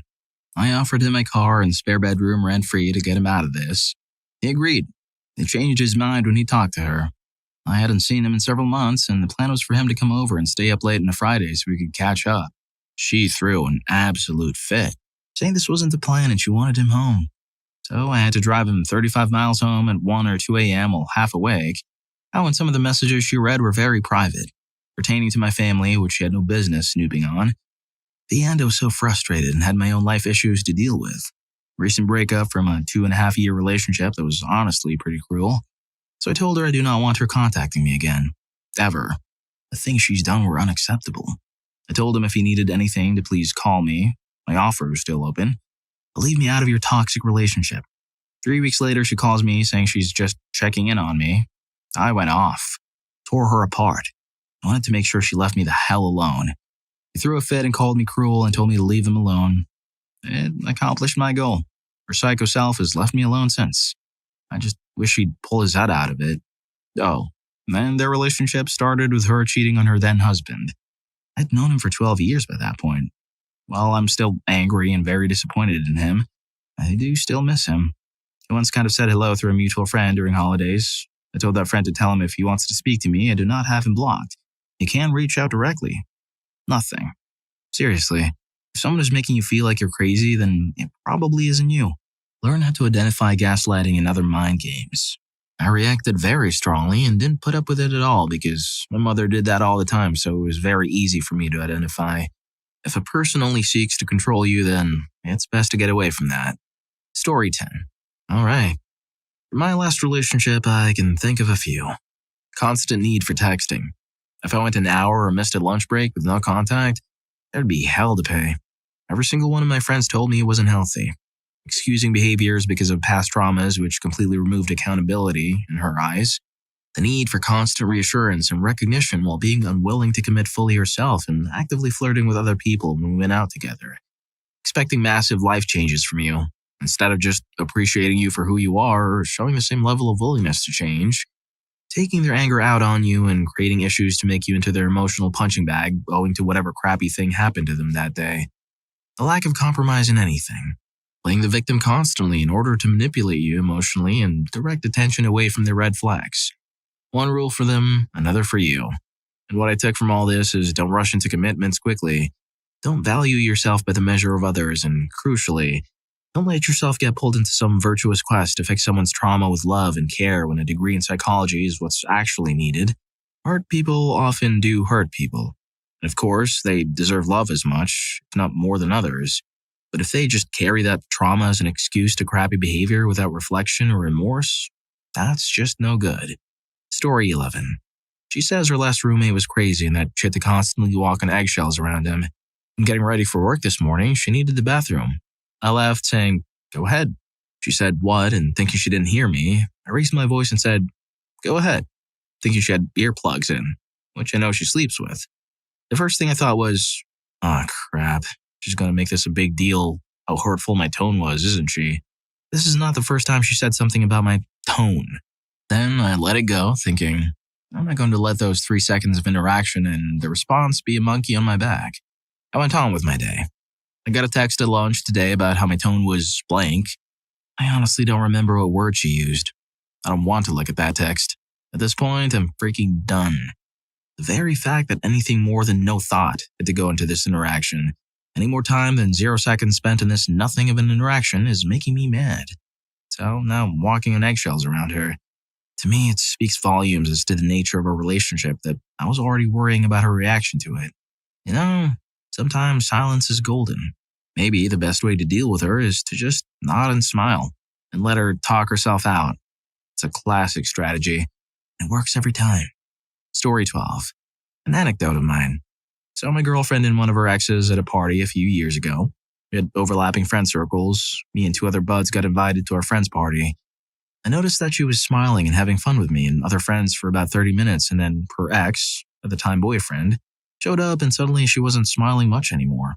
Wasn't talking nearly as much and was pretty much next to him at all times for the rest of the night. She got rid of him after a while. Her mother had talked her out of the bad relationship after she'd tried leaving him multiple times, but he kept doing the old pity me, I can change routine. Sold her something that I listed online. Had a fun chat in the parking lot at the gas station or meetup place. We exchanged Steam profiles, came together and ended up together months down the line. A couple years passed and now we're common law. We like laughing at that inside joke about traditional marriage. If someone looks under the weather, please check on them. Ask them a sincere, how are you? You can change someone's life, maybe even save one. It's a moment for you, but it could be a lifetime for them. Story 13. Knew a guy at the Job Corps who literally was being cheated on by his girlfriend routinely. But if he missed a call from her, she would not just accuse him of cheating, but tell him he doesn't love her enough. To add to this, I saw this woman pound an entire Costco chocolate cake alone because she made him go get a membership and buy one. I'm shocked he didn't get super diabetes 7 from it. And my friend from high school was pushed into marrying because Mormon. His now ex-wife didn't work, didn't want to drive, and managed to rack up a $17,000 debt, and ended up cheating on him because he wanted her to work instead of sitting around all day like she wanted. Finally, my brother's friend's wife. She ended off entire friendships with him, either out of fear or jealousy or didn't like something they said. Literally tried to dictate outside friendships. I have a friend who, yeah, he's immature, but he's fun to be with and we both got along. She demanded I don't hang around him because he upset her over a joke. Aside from that, once she vaguely made a statement on Facebook. I got a surprise that you can't guess. I said, pregnant? Got an angry phone call from my brother telling me she got mad at me, saying I ruined the surprise and I'm an insufferable schmuck and I should be banned from social media. So I removed her. Story 14. Here's one I got dragged into. My company had temp workers working the receptionist desk 1 week, so most were pretty good, no drama. Then came one young lady in a short, tight skirt, wearing lots of makeup like she's from the deep south, like lip liner and eyeshadows, the whole package. So I got up to the front desk, pick up my mail, say, hey, nice to meet you. I'm this guy doing that stuff, etc. And I go back to my office. Phone rings. Guy on the other line tells me to stay the hell away from this woman, or he'd come in there and mess me up. Turns out the receptionist's boyfriend was watching her working from the parking lot and was protecting his property. Also, he's done this at other places she's worked. But what I found odd was that from what she told others is that she thought this was normal behavior for a boyfriend. If you're enjoying the video, don't forget to hit that subscribe and like button for more videos like this. Story 15. When you land your first job and share the details and they respond by asking, once I have my master's degree, how much do you think I'll make? When you excel in a relatively insignificant sport and they express frustration saying, I'm mad at you for being better at this than me. When they claim all my friends hate you, despite the fact that you haven't met them since they all live out of state. When you bring them on a family vacation, cover their expenses, and ask to relax on the first day due to jet lag, only for them to disappear for 8+ hours and return unannounced during your father's birthday dinner. When you plan a surprise romantic weekend trip to San Francisco for Valentine's Day as a Christmas gift, they become upset because you didn't ask them where they wanted to go. When you set a boundary, like asking them not to add their fingerprint to unlock your phone after discovering they did so without your consent, and later find out they added it back after you erased it and named it, if you love me, you won't delete this. Even after breaking up, they continue to text you for years, including one night when they call and text you repeatedly and send a screenshot of their phone to show they've labeled you as, he will hurt you. And finally, after all this, They still gaslighted you for years into believing you're the cruel one. Just some completely random examples. Story 16. My last relationship was my third and most intense one, which ended in nearly a year of full pain. It was a long-distance one. We were both crazy about each other, opposite zodiacs, Scorpio and Taurus. We planned to meet outside our countries and planned to settle there somehow. She convinced her parents for higher education, and I somehow got to the other country for a job search. That's where it started. I had left everything behind for this girl, even my mom, in search of a job, and even though I had this instinct there's something else, I ignored it. I even told her, I know there's another guy and it's okay. I'll walk away. She cried, made a scene, and made me feel guilty. I struggled throughout, and at the time I really needed her the most, she blocked me off for a very stupid reason. I regretted not listening to my intuition and not walking away. I later was confronted by the guy whom she was dating and found out they were together all along. I've lost trust and love in human beings since. 2022 was a year I crawled out of alive, somehow. Story 17. I dated a woman who started out as a nightmare drinker, stacking pills and drinking heavily, also driving. As I got to know her, spent more and more time with her, and drank with her, she stopped seeming all that bad. Friends of ours told me they noticed this. Why was that my initial impression of her? After she dumped me and started hanging out with a guy who treated her like garbage, she was back to being a piece of crap. She ditched that guy after months of cruelty and got back with a guy from before me. Why did she regress back to that? I definitely enabled her drinking. I always brought a bottle of gin or bottles of Prosecco or wine when we hung out. Any restaurant we went to, she had at least 3 strong cocktails. Why did she seem better when she was with me? I'm convinced that her habit is motivated by how she's treated. If she's happy and comfortable, she's not a piece of crap. Unfortunately, she craves being a piece of crap and desires being treated poorly. It's how she grew up. It's how she learned relationships, and as a consequence, she always seeks the gutter. It's really too bad. I saw myself growing old with her. Oh well. Story 18. The woman or man being hypervigilant and super angry towards people of the opposite gender talking to their partner. I had a girlfriend once who put all this evidence against me talking to another woman on the phone. Like, an obsessive amount of time went into this, over about a 3-week period. The girl I was talking to, it was my little sister. I'd already been in the army for 3 years and she was about to join up. So I walked her through recruitment, ASVAB testing, MEPS, and what to work on before basic training. We talked to weird hours because she just graduated high school and my parents did not want their other kid going to the military. My girlfriend was super embarrassed after she found out. Tried backpedaling a lot. I broke up with her before I went on a 30-day training exercise and just stopped communicating with her entirely. Story 19. My buddy's best friend growing up has to be in the most toxic relationship I've ever seen. In addition to being an overall insufferable witch, his girlfriend has done the following since they started dating last year. Intoxicatedly wrecked her car, so started driving his car, which she also wrecked a few weeks later. Couldn't get a car due to lack of funds or bad credit, so had her boyfriend buy a car in his name so she can drive it, despite having 2 DUIs in 1 year. Threw her boyfriend a surprise birthday party in which she apparently, I wasn't invited, screamed at him the whole day prior because he couldn't clean their apartment before the party. It was at work. Proceeded to get hammered at a boyfriend's surprise party and was all over a guy she works with. We're talking sitting on the floor between his legs, cuddling with him under a blanket while watching a movie once the party turned down, and then screaming at her boyfriend that he didn't seem like he had a good time at the party before they went to bed. Forced her boyfriend to take everyone who had stayed at their apartment home or back to their cars the next morning because she was too hungover to do it. Insisted he drive them instead of making them take an Uber or taxi. On top of those incidents, they're looking at buying a home in the $300,000 range, which you'll be taking out the loan for. This guy's an idiot in my opinion, but I don't know that he even deserved it this bad. Story 20. Refusal to accept the other person's boundaries. The most common ones I've seen are forcing them to invite their friends into their home, forcing food preferences on them, and pestering. If your friends are strangers to your partner, maybe don't pester your partner into letting them meet at their house. Meet somewhere in public and get over it. If your partner hates pickles, don't make them eat at a restaurant called I'm in a Pickle. You respect people who are allergic to peanuts or are lactose intolerant, but not people who hate pickles. If you're pestering your partner or letting your partner get pestered, you are the problem, not them. You gotta help your partner, especially if they're asking for someone to stop doing something. I mostly have seen this with valley girls and guys who peaked in high school. Boundaries are the foundation of all healthy relationships. If you're on a date and someone refuses to respect even basic social boundaries like not flirting with a waitress, run. Story 21. Foolish stuff you do while younger. This was many decades ago, and I had a girlfriend who initially did everything to make me go out with her, including hunting me down at parties and bars, also including work. We went to college together. She was amazingly attractive, so I caved when hammered one night. The standoff had less to do with attraction and more to do with the smell of crazy. So I went out with her for a bit, and after a few dates, she was demanding I take photos of my thing next to a ruler so she could show her friends. I simply refused.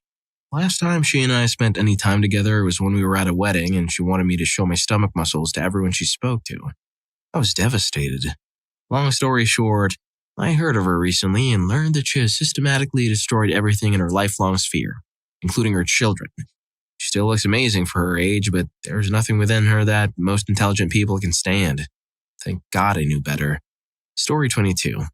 Goes more towards good friends and wanting more than that. Being told to wait on them to get their things in order, understandable, but no, they aren't doing anything about their things. Continually being flirty with you, knowing you want more, but rejecting advancement in the relationship after months or years, saying they have feelings to keep you around. Finally, when you walk away because you're stressed out with major anxiety and a bunch of what-ifs, they blame it on you for not waiting. I know what I want, and haven't received it after 2 years. Literally 2 days later, my mood drastically improved. Prospects on life improved. Weight feels lifted, work became fun again, looking for better opportunities for myself and only for myself. Set your boundaries, no matter how hard it is, and stick with them. Make intentions clear up front. Walk away when your mental health starts to decline, not after. Speak up. Things I'm learning when I'm 30. Story 23. So I just dumped my ex the other day. It was getting pretty toxic, to be honest. So, from my point of view, if they start arguments over the smallest crap. For example, I got home from a long shift at midnight one night and she asked if I would like to FaceTime. I said, and I quote, "Yeah, sure." And it turned into a bad argument. I was crying, she was yelling. Just yikes. Make you feel obligated to answer a certain way. For example, do you want a future with me? Well, I don't know, we've been dating for X amount of months, and if I answer incorrectly, you're gonna freak out. In the female case, sorry females, I know most of you ain't like this, using their period as an excuse to absolutely be mean to you. Those little arguments I mentioned would happen a lot at the time when she was on her period, and then she'd say some BS like, "I'm sorry, my horses are just raging." So, if they're always negative, she was always either stressed out, depressed, sad, lonely, scared, anxious, whatever. It was bringing me down. Every time I tried helping, and I tried a lot of different ways, it either just didn't work or it blew up in my face. And my favorite one, if they claim they're a hopeless romantic. Basically what that means is if you're not putting all of your time into them with 120% effort, they don't think you love them. It was such a headache trying to convince her I loved her that I just resorted to not even answering those stupid questions. Story 24. Emotional coercion and platonic friendship between people who are mutually attracted to one another, but the ball is in the court of the more dominant personality who won't share or pass the ball, won't shoot at the hoop, no free throws, etc. And then they do fakes left and right to make you think you're worth their time and emotions, only to act all casual like they hadn't done anything serious the next time you see them. The dominant person has a very demanding type of personality and expects things to be done their way or the highway. If you want to maintain your friendship with them, you gotta appease them to their needs and wants before your own. Even if you get a chance to do things for yourself, they will gaslight your actions against you as if you're selfish for doing something for yourself after you did the same for them. The dominant person eventually drops you by word of mouth, using other people as owls instead of doing it themselves. And a few months later, if they're still in the same environment as you, they just randomly say something to you to see your reaction. In my case, it was an escape from a rainstorm and they offered a ride to the bus stop, and it was so nonchalant and I was running around the workplace to get things done, so I just nodded my head in acceptance. I accepted the ride to the bus stop after work and he just talked his back off, barely letting me get a word in. We were acquainted and somewhat talking for a while after that, but I began avoiding conversations with him on purpose because I recognized he wasn't a safe person, and I didn't want to be on the receiving end of emotional manipulation the second time around. Story 25. A toxic relationship is one in which two people both love and resent each other. Their personalities are like flame and gasoline trying to coexist in the same place. Eventually, things explode. And when it does, it's either exhilarating or destructive. The highs are really high and the lows are really low. Just like any bad habit, these two people will put themselves through hell for a glimpse of incredible highs they've experienced in the relationship. All the while, the lows get brushed aside but still take a serious emotional toll. Eventually, one of them breaks and the fallout can be pretty traumatic. The pain of the separation causes the two to want to go back to each other and the cycle can start all over again. If you're in something like this, you have two choices. Try to make it work via serious therapy as both a couple and individually, or get out and remove yourself emotionally from that person as far humanly possible and cut it off completely. Story 26. I drive people for a living, but it's a van for disabled people with no back seats. Yesterday, since the pickup was reported wrong and I was expecting a wheelchair and a person who could sit up front, they sent me. Both people were walking. She had a prosthetic that nobody said she was wearing, so I didn't have enough seats for them. I was going to have to call my company to send them a driver with a proper seating arrangement. This dude went red in the face, looked at me like he wanted to say something, then stormed off and said he was walking home. I'm a fat guy, but I wouldn't want to fight me. She was immediately in damage control mode, trying to get him to come back. Then, when he wouldn't, she started calling him. Still no answer. She wanted me to trail him and pick him up, but her business doesn't work that way. Insurance tracks us, and if I stray off the path or take longer from leaving to arriving than they think, we can be dinged for it. Anyway, the way she absolutely freaked out and tried so hard to get him picked up gave me the distinct feeling that he was angry. She would be bearing the brunt of that anger when they were together again, but there was nothing I could do but take her home. I asked if that was okay and if they would be okay, and she said yes. Story 27. Begrudging having a life outside of the relationship. My best friend worked full-time and did online school full-time, while also being very active with both their families. Parents and siblings, neither had kids. That's a full schedule.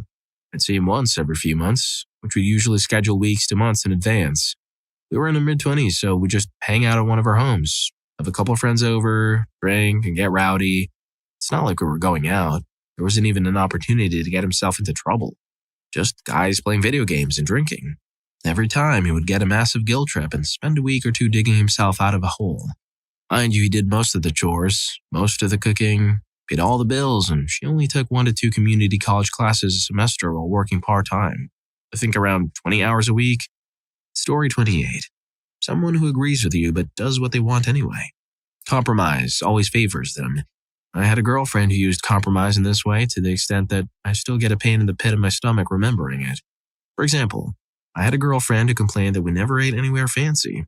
I told her that it was difficult with our joint finances to constantly eat out.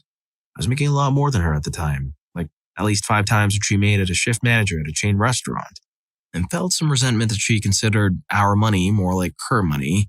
Her compromise was that we eat out only once a week, but then she wanted to eat at some fancy artisan place or the equivalent, so our eating out budget went from 2 to 3 times a week at some cheaper place for about $150 a week to over $250 a week at some luxurious place with $25 drinks, $100 steaks, or whatever. Or a compromise that really doesn't solve anything. I had a girlfriend obsessed with TV, notably loud TV with genres usually in horror or action. Lots of noise levels, loud flashing screens, screaming, things crashing or breaking, people shouting, etc. She insisted on having a TV in the bedroom so she could go to sleep to it, but it prevented me from sleeping. She agreed to buy Bluetooth headphones, but that didn't solve the flashing lights. Plus, her headphones were so loud I could hear all the noises out of the earpieces when she was next to me. Often she'd forget to charge them and they say, "I'll keep the volume down," which didn't do crap. First, these movies were notorious for having dialogue hard to hear, so you'd have to turn the sound way up and then sudden loud noises at impossible volumes to jump scares. Like our neighbors complained about it. So I said no TV in the bedroom. She'd watch it in the living area in her apartment and at top volume and leave it on even when she came to bed. We had fights about it. She said it was impossible to accommodate because she compromised to the Bluetooth headphones, watching in the living room, etc. Like, I have to sleep. You do not have to watch TV. It's been nearly 15 years since that ex, and I'm still mad about it. Story 29.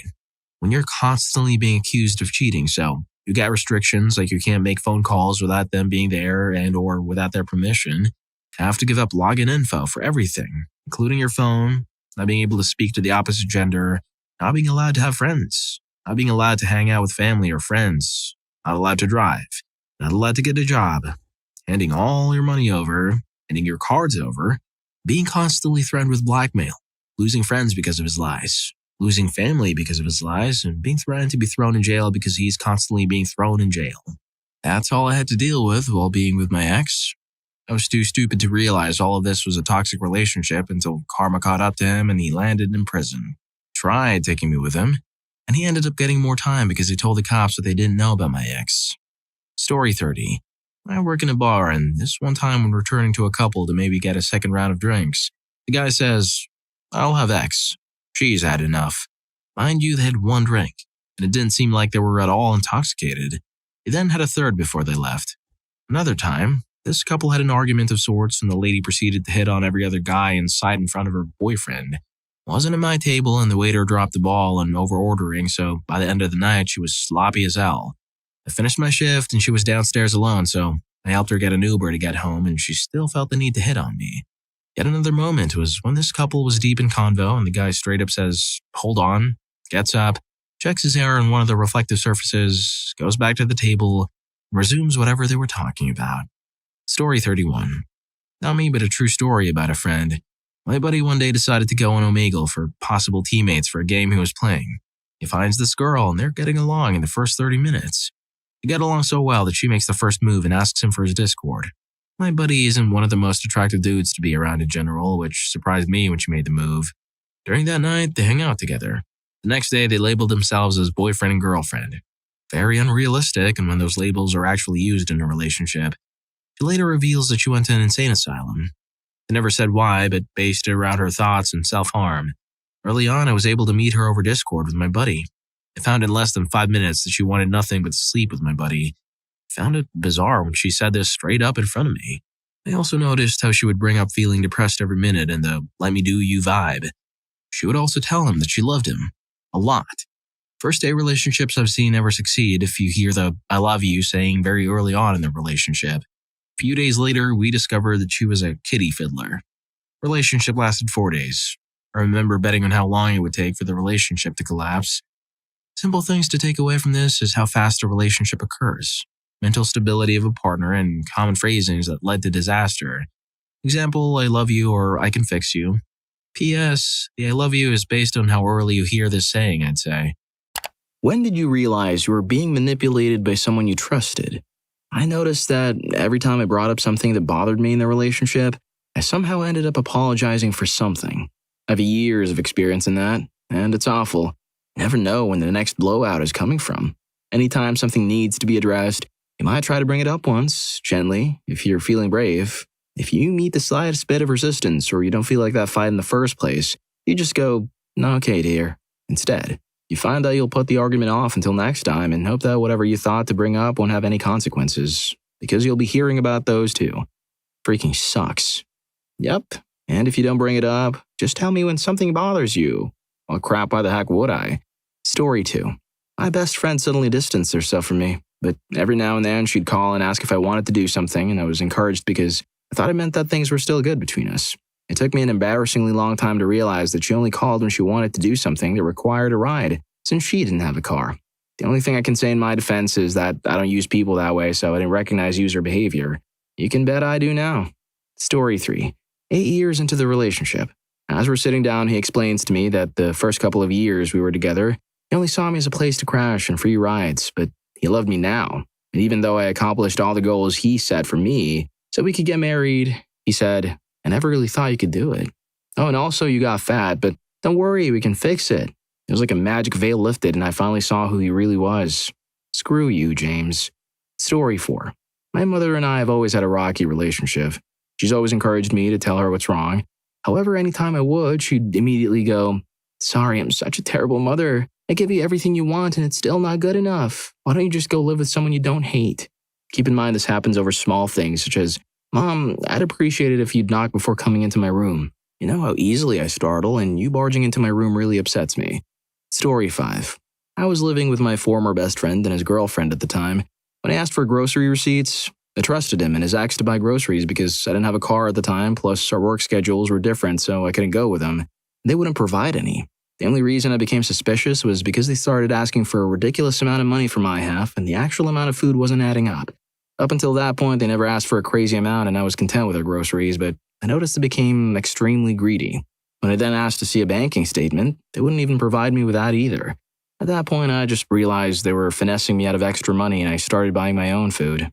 I just bit my tongue because we only had like 2 months left in the lease. They tried to gaslight me and make me seem like the bad guy any chance they had. Almost the entire time I lived with him, actually.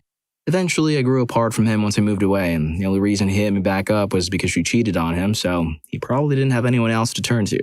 Go figure. We don't talk anymore. Screw him. Story 6. When your parents get a divorce, it's rare for both parents to take the high road and not twist the narrative to get the kids on their side. Having one or more parents talk crap about the other through their kids is pure manipulation. Story 7. When I was about 12, I noticed that my younger sister had the hardest time walking in a straight line. We'd be walking along the sidewalk and she'd constantly veer into me. I finally got frustrated once and told her to pay more attention. That she probably didn't realize it, but she was crowding into me all the time. She said, "I wondered when you'd notice." She'd been doing it on purpose. Come to find out, she was doing lots of little things on purpose, like asking me to get her a drink when I was heading into the kitchen for something else, just to see if I'd do it. I know it sounds inconsequential, but this realization had a huge impact on me. I'd enjoy doing nice things for people I love because why wouldn't I? But suddenly I realized they might not be extending the same thought and care to me. It had never occurred to me to ask people for things just to see if they'd get them or herd them around just to see what they would do.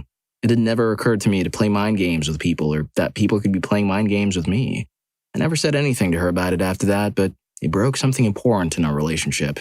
And it added some difficulty for me in trusting other people and their motives. Still bugs me thinking about it now. It's been over 20 years. Story 8. Literally every time me and my mom talked, she played the victim. I was trying to help her raise me, ask me about my grades and stuff. For her, I just existed. She wasn't responsible at all. I grew up watching her play the victim to others, and I was always on her side. She's my mom, you know? Also, I never really understood what was going on. I started getting older and older and seeing crap after crap she did. I understood what she did to my father, to my stepdad, to my sister, to her friends. Probably I'd be the next one who she would use and throw away. I talked to her, and you know the result? The victim. Nothing is her fault. The last time we talked, I was expecting the victim card. When she started speaking, I already knew what was going to happen. I didn't even say a word, I just agreed with her. And the next day, I moved out. I'm not wasting my time. It was the last day before the lockdown. I remember it as if it was yesterday. Friday night, Saturday morning, I was packing my stuff. Story 9. After 16 years of marriage, I realized my now ex was manipulating me. I would work and take care of the house, and if I asked him to do something like get a job or clean up, it would stage a mental breakdown and make me feel bad for asking him for help. He'd play up a horrible childhood or PTSD from the military to make me feel like I needed to take care of him. Then I would play on his computer all day and smoke while I worked. Found out that a lot of his horrible childhood stories were made up and that he never made it through basic training in the military. I'm happily with someone now, but still catch myself cringing when he does things like cook or clean, thinking that he's going to yell at me for being lazy. Meanwhile, he loves me and is just doing things to take care of me. I'm working on deprogramming myself. Story 10. She always managed to make me do things I didn't really want to do, but the last straw was when she decided to have to stop being friends with 2 mates of mine over something stupid that offended her. Cut her off over that, and she then proceeded to act derisively. "They'll come back." Then badmouthed me and then begged me to take her back. 10 years later, I'm still friends with those 2 guys, and she's still out of my life. Story 11. It took me until after the engagement to realize that my cheating ex-fiancé was trying to browbeat me into submission. Anywho, I quickly recognized emotional blackmail and manipulation from my mother-in-law after getting married to a different girl years later due to that experience. I called her out on it. She doesn't like that, but since my wife and sister-in-law and brother-in-law also recognize it, they've got my back. Story 12. They played victim to every argument. Caught them in lies all the time, talked behind my back, tried to make me feel the same way they did about everything. Stole from me. Ghosted me every so often and hearing the same thing about them from other people. Story 13. My mother always encouraged me to think for myself, to ask questions, to be curious. Then when I was in 6th grade, she brought me to church, and every answer was, "because this book says so," which was further confused by, "but not this part, or this part, and you're reading this part wrong." It confused me, and I wasn't old or strong enough to know how to handle it. Then I caught her making out with another woman, after she told me that gay people go to hell. It was late into high school before I realized just how much of what she said and did was to further her own deluded agenda, often at my expense. Story 14. I worked at a friend's shop for a while and had to travel out of town on payday. I asked him to deposit my paycheck into the bank for me so I had travel money. He said he did it, but when I looked for it, it wasn't there. Days passed and he sent me a photo of himself at the bank with money saying, "Okay, it's done," with no apology about lying prior to that. Started watching everything he did after that and realized he was a pathological liar and had lied to me and everyone else from the start of our friendship. I never trusted him again. Story 15. I'm so sorry for what I'm about to say, but I used to be a manipulator. I didn't even realize I was doing it. I always thought I was right. I realized I was so wrong was when my best friend got a boyfriend and I was incredibly jealous and I was desperate for his attention and to just forever be my best friend's number one guy so much that I didn't want him to hang out with anyone else. I used to say things like, "Why did this change things between us? And we've known each other for years and this guy comes out of nowhere thinking he knows us." Awful crap like that.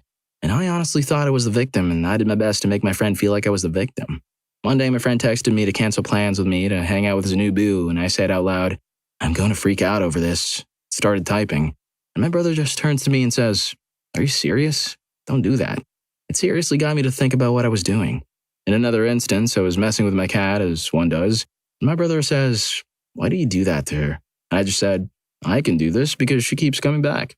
And my brother, in a joking tone, says, "You sound like a cruel boyfriend." And to be honest, that was the line that made me rethink my whole attitude. No one has ever said anything about my behavior. I surround myself with really introverted people who just never told me I did anything wrong. I'm a really compassionate person, so I never thought I was doing anything wrong because I spent so much time helping people out, listening to others, volunteering, teaching, all that crap, so how could I possibly be a bad person? But it's clear now that I was also a very selfish, manipulative person. It was never anyone's responsibility to tell me I was being crappy, and I'm surprised I didn't lose more friends. I've never admitted it, but I'm so glad my brother and my best friend put me in my place, so to speak. Took years, but I've since unlearned my problematic behavior and I put so much effort every day to be a better man than I used to be. Apologies will never be enough. I do everything I can to make up to my friend. I'm still best friends with my dude. We really patched things up after a few years. I was actually his best man at his wedding with the same guy that I thought was ruining our friendship. I've since become close friends with my friend's now husband. Took me a while, but I apologized to him as well. I don't know. I feel like I'm living proof that the nicest person can have the illest intentions and we should all be more critical about who we think we are as a person. Thanks for reading. I feel like I just confessed my deepest, darkest secret. If you find that you're being manipulated, the best thing you can do is to cut people off or tell them that they're being super crappy. And don't take crap from them. Stay strong. It's your life and no one owns you and you don't owe anything to anyone.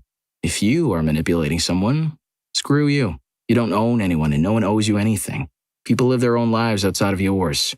Story 16.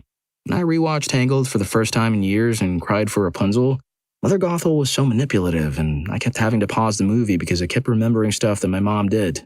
Like Rapunzel doesn't have a door, but Gothel does so she can lock Rapunzel out, but Rapunzel can never do the same to her. And when Rapunzel asks to see the lanterns up close, Gothel says no and instead offers Rapunzel paints. Never had a door that locks, and I can recall multiple times when I've wanted something even as small as a pack of cookies when I was younger, and my mother bought it and let me have a couple and ate the rest herself, among other things. Emotional manipulation isn't talked about as much as it should be, and that's a big problem. He's probably going to watch Frozen next and realize Elsa is a metaphor for his own emotional repression. Therapy bills are about to skyrocket. Speaking of things you might want to keep locked down, public Wi-Fi is everywhere. Coffee shops, airports, hotels. Super convenient, right? Well, guess who else loves free Wi-Fi? Hackers. When you connect to public Wi-Fi without protection, you might as well be handing out your passwords on a flyer. Your emails, banking info, and personal messages are all up for grabs to anyone who knows how to look. And trust me, hackers know how to look. Think that free coffee shop Wi-Fi is safe? Yeah, that could literally be a hacker's hotspot. No, really. Setting up fake Wi-Fi networks to steal your data is one of the oldest tricks in the book. But with NordVPN, your connection is fully encrypted. That means even if some hacker is lurking nearby, all they'll see is a scrambled mess of useless data. No passwords, no credit card details, just frustration on their end. And the best part, NordVPN doesn't slow you down. You get security without losing speed so you can browse, stream, and work safely. Anywhere, anytime. Public Wi-Fi is not the problem. Using it without protection is. Click the link in the description to get 70% off NordVPN and support the channel. You'll be supporting the channel, and you'll get 70% off plus 6 months free by using our link. Now back to the stories. Story 17. This was a year or two ago. I was an isolated homeschooler. I was online most of the time and didn't have any friends. I became friends with a boy online. After a while, we became best friends. And then I fell in love with him.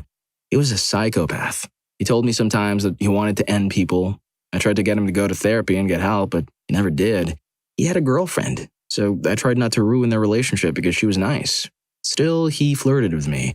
I slowly realized he played the victim every time we fought.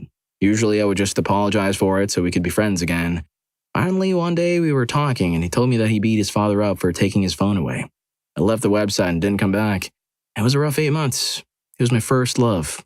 It has been almost 3 years since it happened. I'm now doing okay. Story 18. This is a long story, so bear with me on this one. I had a friend who always told me outlandish stories about herself. She seemed like a cool person and I found it very interesting. She had told me that she was born in Korea, lived there until she was like 7, moved to America, was held back a couple of years because she didn't speak English, and that's why she was 18 in the 8th grade. Went a few years thinking that was true, until I mentioned the story to my BFF and found out that she had been next-door neighbors with my friends her entire life. When I confronted her about it, she claimed she never said that. Every story she told me about herself, she claimed never happened. It was really confusing. But I had a bad memory, so I just wrote it off as a misunderstanding on my part. And she told us she was friends with one of our favorite K-pop idols. Still not sure how we believe this one. Told us she met 2 of them while in school in Korea, and that they introduced her to the rest of them. Took me a while to realize that was impossible. Seeing as she had told us she never lived in Korea, started noticing more inconsistencies with many of her stories and that everyone who knew her had a different version of who she was. That's when I started to realize that she lied to everyone throughout our entire friendship. I don't know what's worse. The fact that she tricked multiple people into believing all of her lies, or the fact that I'm one of the only people that picked up on it. Story 19. I don't think I even fully realized it was manipulation yet, per se, but I remember looking up the definition of an anxiety attack on a whim, only to find it painfully relatable and recognize that I was having anxiety attacks every time that specific person even interacted with me. Asked some other friends for advice. And then when my manipulator learned I was talking to other people, they got nasty with me about it and called it one-sided. Yeah. I started recognizing the problem around then. Story 20. I'm kinda ashamed to say I didn't realize that my best friend was a total crap of a person. She pestered her siblings for anything and everything and forced me to tell her my phone password so she could text her boyfriend when she got her own phone taken away. She tried to distance me from my other friend at the time, and it almost worked. The last straw was when she and her terrible friends went through my phone and texted another friend of hers and said I liked him at her birthday party. Thankfully, a friend of hers I barely knew stepped in and told me what happened, and she talked to me and stuck with me until my parents could come pick me up. I felt like everything was my fault for so long because my parents said I shouldn't have trusted her and put the blame on me. Story 21. Was my housemate and friend of about 4 years. He'd been working on a contract for about 6 months, which he was getting paid £16,000 at completion, so I'd been subbing him to help pay his rent and bills for the previous 4 months. Completion day came and went. I asked him when they were going to pay him so I could get my money back. Just fired lots of questions and he got flustered, and when asked what was the name of the company, he said, I can't remember. You don't forget the name of the company that owes you £16,000. Suddenly all the other odd stuff started to slot into place. We hadn't seen any letters from the estate agents or utility companies for a while. He claimed he'd sorted the bills and would deduct off what he owed me. Someone said that they'd seen him in a town where he wasn't meant to be. He'd always rush to answer the phone. Other people started coming around and they'd go into a room and have an argument. There was no contract, obviously. He'd leave the house in a suit in the morning. Wait till everyone else had left and go back to the house and hang out there until the evening. Wait for the mail and remove all the final demands from the utility companies, etc. The phone calls and arguments were other people he owed money to. Confronted him, but a bit too late. He vanished a couple of days later, took his clothes and personal effects. Turned out there was another £3,000 of unpaid bills and rent. I had to pay to get his furniture and crap cleared and scrapped. Ended up having to pay it all myself. Good news is, he loaned me his old phone, which still had all his contacts on it. So we started from A until we got to the person who said, yeah, he's here. Did you want to speak to him? Sued him and got about half the money back. If you're enjoying the video, don't forget to hit that subscribe and like button for more videos like this. Story 22. Me and Day had been friends for 2 years. We decided to rent a place to learn independence before graduating and stuff. She slept with my ex-boyfriend. She would say that she would be off to stay with her extended family for 1 to 2 nights and they can't send her back. So as usual, I would spend at least a few hundred for her. I also didn't find it weird that my ex had other plans as I held on to the belief of your life, my life. He usually asks for some cash, but never above $50. It was someone I talked about everything with. They went off. I went to the hospital. I came back a day early because I was healthy as an ox. She was giving him so much because I won't satisfy his needs. I talked about my trauma to her like it was a joke. I trusted these two with my life. I saved her from drowning and him from my psychotic ex-girlfriend. When she began to make noises, I left. Despite wanting to end it all there and then, I just left. Story 23. My ex would always rig things for me to lose. Threaten me, then tell me she would stay if I worked on it. Here's an example about me picking up lunch. Hey, I'm out of work. What sounds good for lunch? It doesn't matter. Surprise me. I get food from a place that I know she likes. I grabbed you one of those wraps. Oh, yeah, you should have gone Italian. Oh, I'm sorry. I thought you didn't have a preference. I shouldn't need to tell you. You should just know. I'm sorry. I can get you something else. No, whatever. You should have known. This isn't working. What? It's just lunch.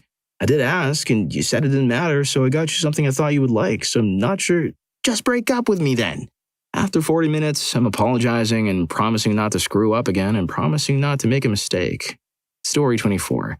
He told me that we had apparently had a convo where he said I wouldn't have to cook, clean, get his groceries, etc. anymore because I was moving into my own flat.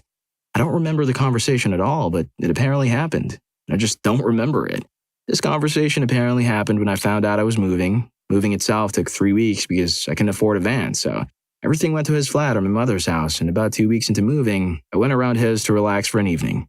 His mother showed up about 10:30 at night to yell at me for not cooking for him or cleaning his flat, and apparently, the milk and croissant wrappers were mine, so I should be cleaning. I can't eat dairy or gluten, so they weren't my wrappers. Once I moved, I made it very clear that crap couldn't continue as it had done, and I had to focus on settling and getting my place set up. And that's when he told me we had already had this conversation 3 weeks ago. If that conversation took place, why did he let his mother yell at me in the middle of the night whilst I was in the midst of moving? Then I remembered that it wasn't the first time we had conversations that I don't remember. I'll admit that my memory isn't as good as it should be, but I've never forgotten an entire conversation before, and usually remember something once my memory has been jogged. I don't know if he was deliberately misleading me or what, but something was very strange. It's also worth noting my mother had no idea of this mysterious conversation either, and I told her everything. But why didn't I tell my mother about this important conversation? She needs to invest in a body cam, and maybe a therapist, and definitely a new boyfriend. Story 25. My ex and I used to fight a lot. Not normal fighting. Full-on scream matches that were so loud I was concerned neighbors would call the cops. I would scream back at an attempt to get him to listen to me because he would often just yell over what I was saying.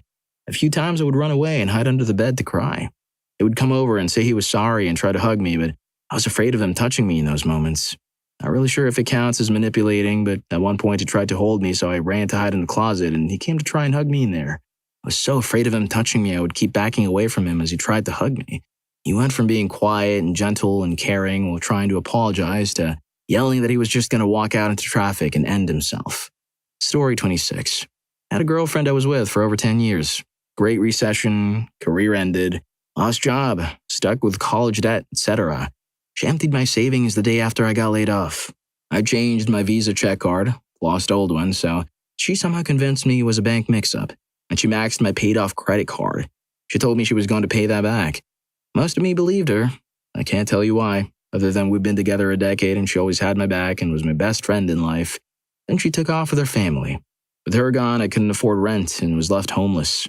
She said she was doing this so she could save to pay me back. Moved in with my family. A year goes by and she did send some money. Then she cut off contact. I assumed something bad had happened to her, but couldn't get a hold of her. We were now on opposite sides of the US. It wasn't until I got 2 emails from her that it finally hit me. The first was just to ask, "Is this still your email?" And the second one was her wedding photos with a message that basically said she's far more happier with this guy than she ever was with me. I literally had to have it thrown in my face before I would accept reality. There's way more to the story. While her family claimed she attempted to end it all, got in a car accident, etc., but all that was just to throw me off to what she was really planning.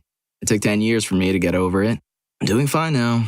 Judging from what lockdown is doing, Better than most of you. Story 27. I caught my best friend and ex-girlfriend in the shower just a few days after she broke up with me. I interrogated both of them and found out they were fooling around just a few hours after she broke up with me. This followed months of them hanging out together without me and being really close. I was told I had nothing to worry about and that they were just friends, so I accepted that answer because I loved her and I trusted her. She got closer to him and further from me, and the whole time told me I was her world and that she wouldn't leave me. Until she did. She said she still loves me, but she hadn't been in love with me for months. She said she was in love with him and that she couldn't wait any longer. It has made my world crash down around me. I'm using my toolkit to get better, but I suffer from anxiety and had low self-esteem before, and it's been very hard for me. I've had many friends reach out to me, but I still feel so alone because the two people I trusted the most betrayed me so deeply. The same friend would come up and hang out with me after they did the deed and tell me how he would be there for me and never do anything to hurt me. They lied to my face and manipulated me. This is the most I've ever heard before. Story 28. I've suffered from panic attacks since I was about 9 years old. Panic attacks hurt. Like someone is sitting on your chest and you cannot get the air in. The more severe ones actually feel like you're being stabbed. It's really scary. I didn't realize the cause of my panic attacks until about 2 years ago, when I was 27 years old. Husband and I had this rust-bucket car, and it really was the only car we could afford. As can be expected, it had its troubles, but it was also a fairly easy model to fix, and Hubs and I did this together. There were two common recurring issues with this car. The Welsh plugs, forgive me if I spelled that wrong, I'm a web designer, not a mechanic, rusted out and needed replacing at least once a year, and the alternator needed a bit of help every once in a while. Well, one day, when I was 27, I was driving with my mother in the car and it just didn't want to go. I coasted to the side of the road, and in my logical mind, I knew for a fact that it was probably the Welsh plugs. My mother starts on about how the head's probably broke and that's super expensive, at a time where we literally couldn't afford an extra loaf of bread, never mind a new head gasket. I still have no clue how she got under my skin, but she sent me into a full-blown panic. It didn't help that I was calling my husband and he didn't answer. By the time I got him on the phone, I was a mess, and he rushed over there to get the car going, but when he arrived, she switched tactics and went, "Why are you acting this way? Why are you panicking? Calm down." I did not calm down. My husband got me home and asked me flat out what my mother did, and I was a little surprised. I told him anyway, and he said he'd been observing my panic attacks and how she behaves and told me how he joined a few dots and asked me to go to therapy. I went to therapy and realized that my mother was the cause of my panic attacks. The more I uncovered, the more there was. The healthier I got. The more I learned what normal was supposed to be, the more I realized it was done to me without me even knowing it was wrong. Needless to say, I don't talk to her anymore. Haven't had a panic attack in ages. Story 29. I was crying on the floor, 16 years old, because my dad and I had just finished fighting and screaming again. I'd lost it. Can't remember what about, but he riled me up so bad that I screamed, "You're a freaking schmuck!" And he just laughed and walked away. It wasn't the manipulation. It was just a schmuck. Nothing manipulative about it. But then my mom came in and said crap like, "Don't worry, when you guys are all out of high school, I'll divorce him." At the time, that seemed like, yeah, okay, screw him. Now as an adult, I see a parent who didn't want to be with the other one, for good reasons, but couldn't pull the trigger because people in town and church would talk. She would say crap like that all the time, trying to make it seem like she was just as stuck as us, and she wasn't. Could have left whenever and taken us with her. We had a church community, we had friends, we would have made it. But nah, that would have been uncomfortable, so she'll just wait until we were gone and she can go whatever she wants. Story 30. Boyfriend of 15 years. We met when I was 18. He was 35. Near the end of our relationship, I began to see how he had manipulated me from the beginning. Slowly but surely, he kept me in the house. I lost all my friends because they grew tired of inviting me out, etc., and me always turning them down. I've always suffered from depression, and he would use that against me. "You're overreacting. It's your depression. Why are you so sensitive?" I was walking on eggshells 24/7 so he wouldn't get mad at me for whatever reason. Lockdown was actually the best thing that could have happened to me. I was able to leave for good and go stay with my family. I started seeing a therapist again. I had stopped because he thought depression wasn't real and I was being overdramatic. He helped me to see how he was gaslighting me and emotionally me. It still is tough. Part of me still misses him. I know it doesn't make sense, but it was a 15-year relationship. My family has been my rock. Story 31. I don't know how much this applies, but there was a pretty splitting family issue that I didn't really understand much of. When I tried to ask my mother for more details than she gave, she told me that I should side with her out of respect for her, and that if I didn't, I'd have to find someplace else to live. Pretty much made me realize she doesn't actually care what I think. Story 32. I was with the same girlfriend for all of high school. A year after we graduated, I had to go and live overseas for 2 years. While I'm there, I keep on being faithful, thinking that it was the same with her, only to come home and realize that she had been cheating for a year. I loved her, so I forgave her and decided to stay with her because I thought that she loved me back. The months went by and she was not making any efforts for the both of us. I decided to end the relationship, and she goes and tells everyone that I'm a bad guy, perhaps even a monster. But she didn't mention her unfaithful past. I trusted her enough to forgive her, but only to realize that she manipulated me into staying with her. There's so much crap that happened. Like, I was not really allowed to have girlfriends, but she was friends with lots of dudes, even one who openly tried to break us up in high school. A couple months after we broke up, she was engaged and married while I was still single, putting myself back together. And when I finally found someone, she kept throwing shades at me instead of taking care of her husband. Pathetic. Story 33. Back in high school, I hung out with a group of guys who constantly pestered me. I didn't have any other friends, so I just ended up letting it happen. I was also fairly used to it, since I was pestered all throughout elementary and middle school as well. In 10th grade, we were all on a Skype call, and all but one of those guys were basically crap-talking me and saying various rude things. The one that wasn't talking texted me and started saying things like, "These guys don't appreciate you. Sorry you have to deal with this. They don't realize your full potential," etc., etc. I wasn't used to compliments and general niceness, and I'm also a very gullible person. So I believed him and started talking to him or hanging out with him more. After a couple of months of talking and hanging out, the nice guy started asking me more personal questions that only got increasingly weird after time went on. He started asking me things like my size, whether or not I shave in certain areas, what kind of fantasies I have, things like that. It wasn't until we were on a Skype call one day playing one of our 3DS games and he asked me to do weird stuff that I realized he was taking advantage of me. All of that nice crap he told me was just to try and get me. I just broke down. I stopped all contact with him and told my best friend about it. Unfortunately, nothing happened. My best friend wasn't able to do anything to help. Even after the other oppressors found out what the guy did, nothing changed. They just started pestering me more.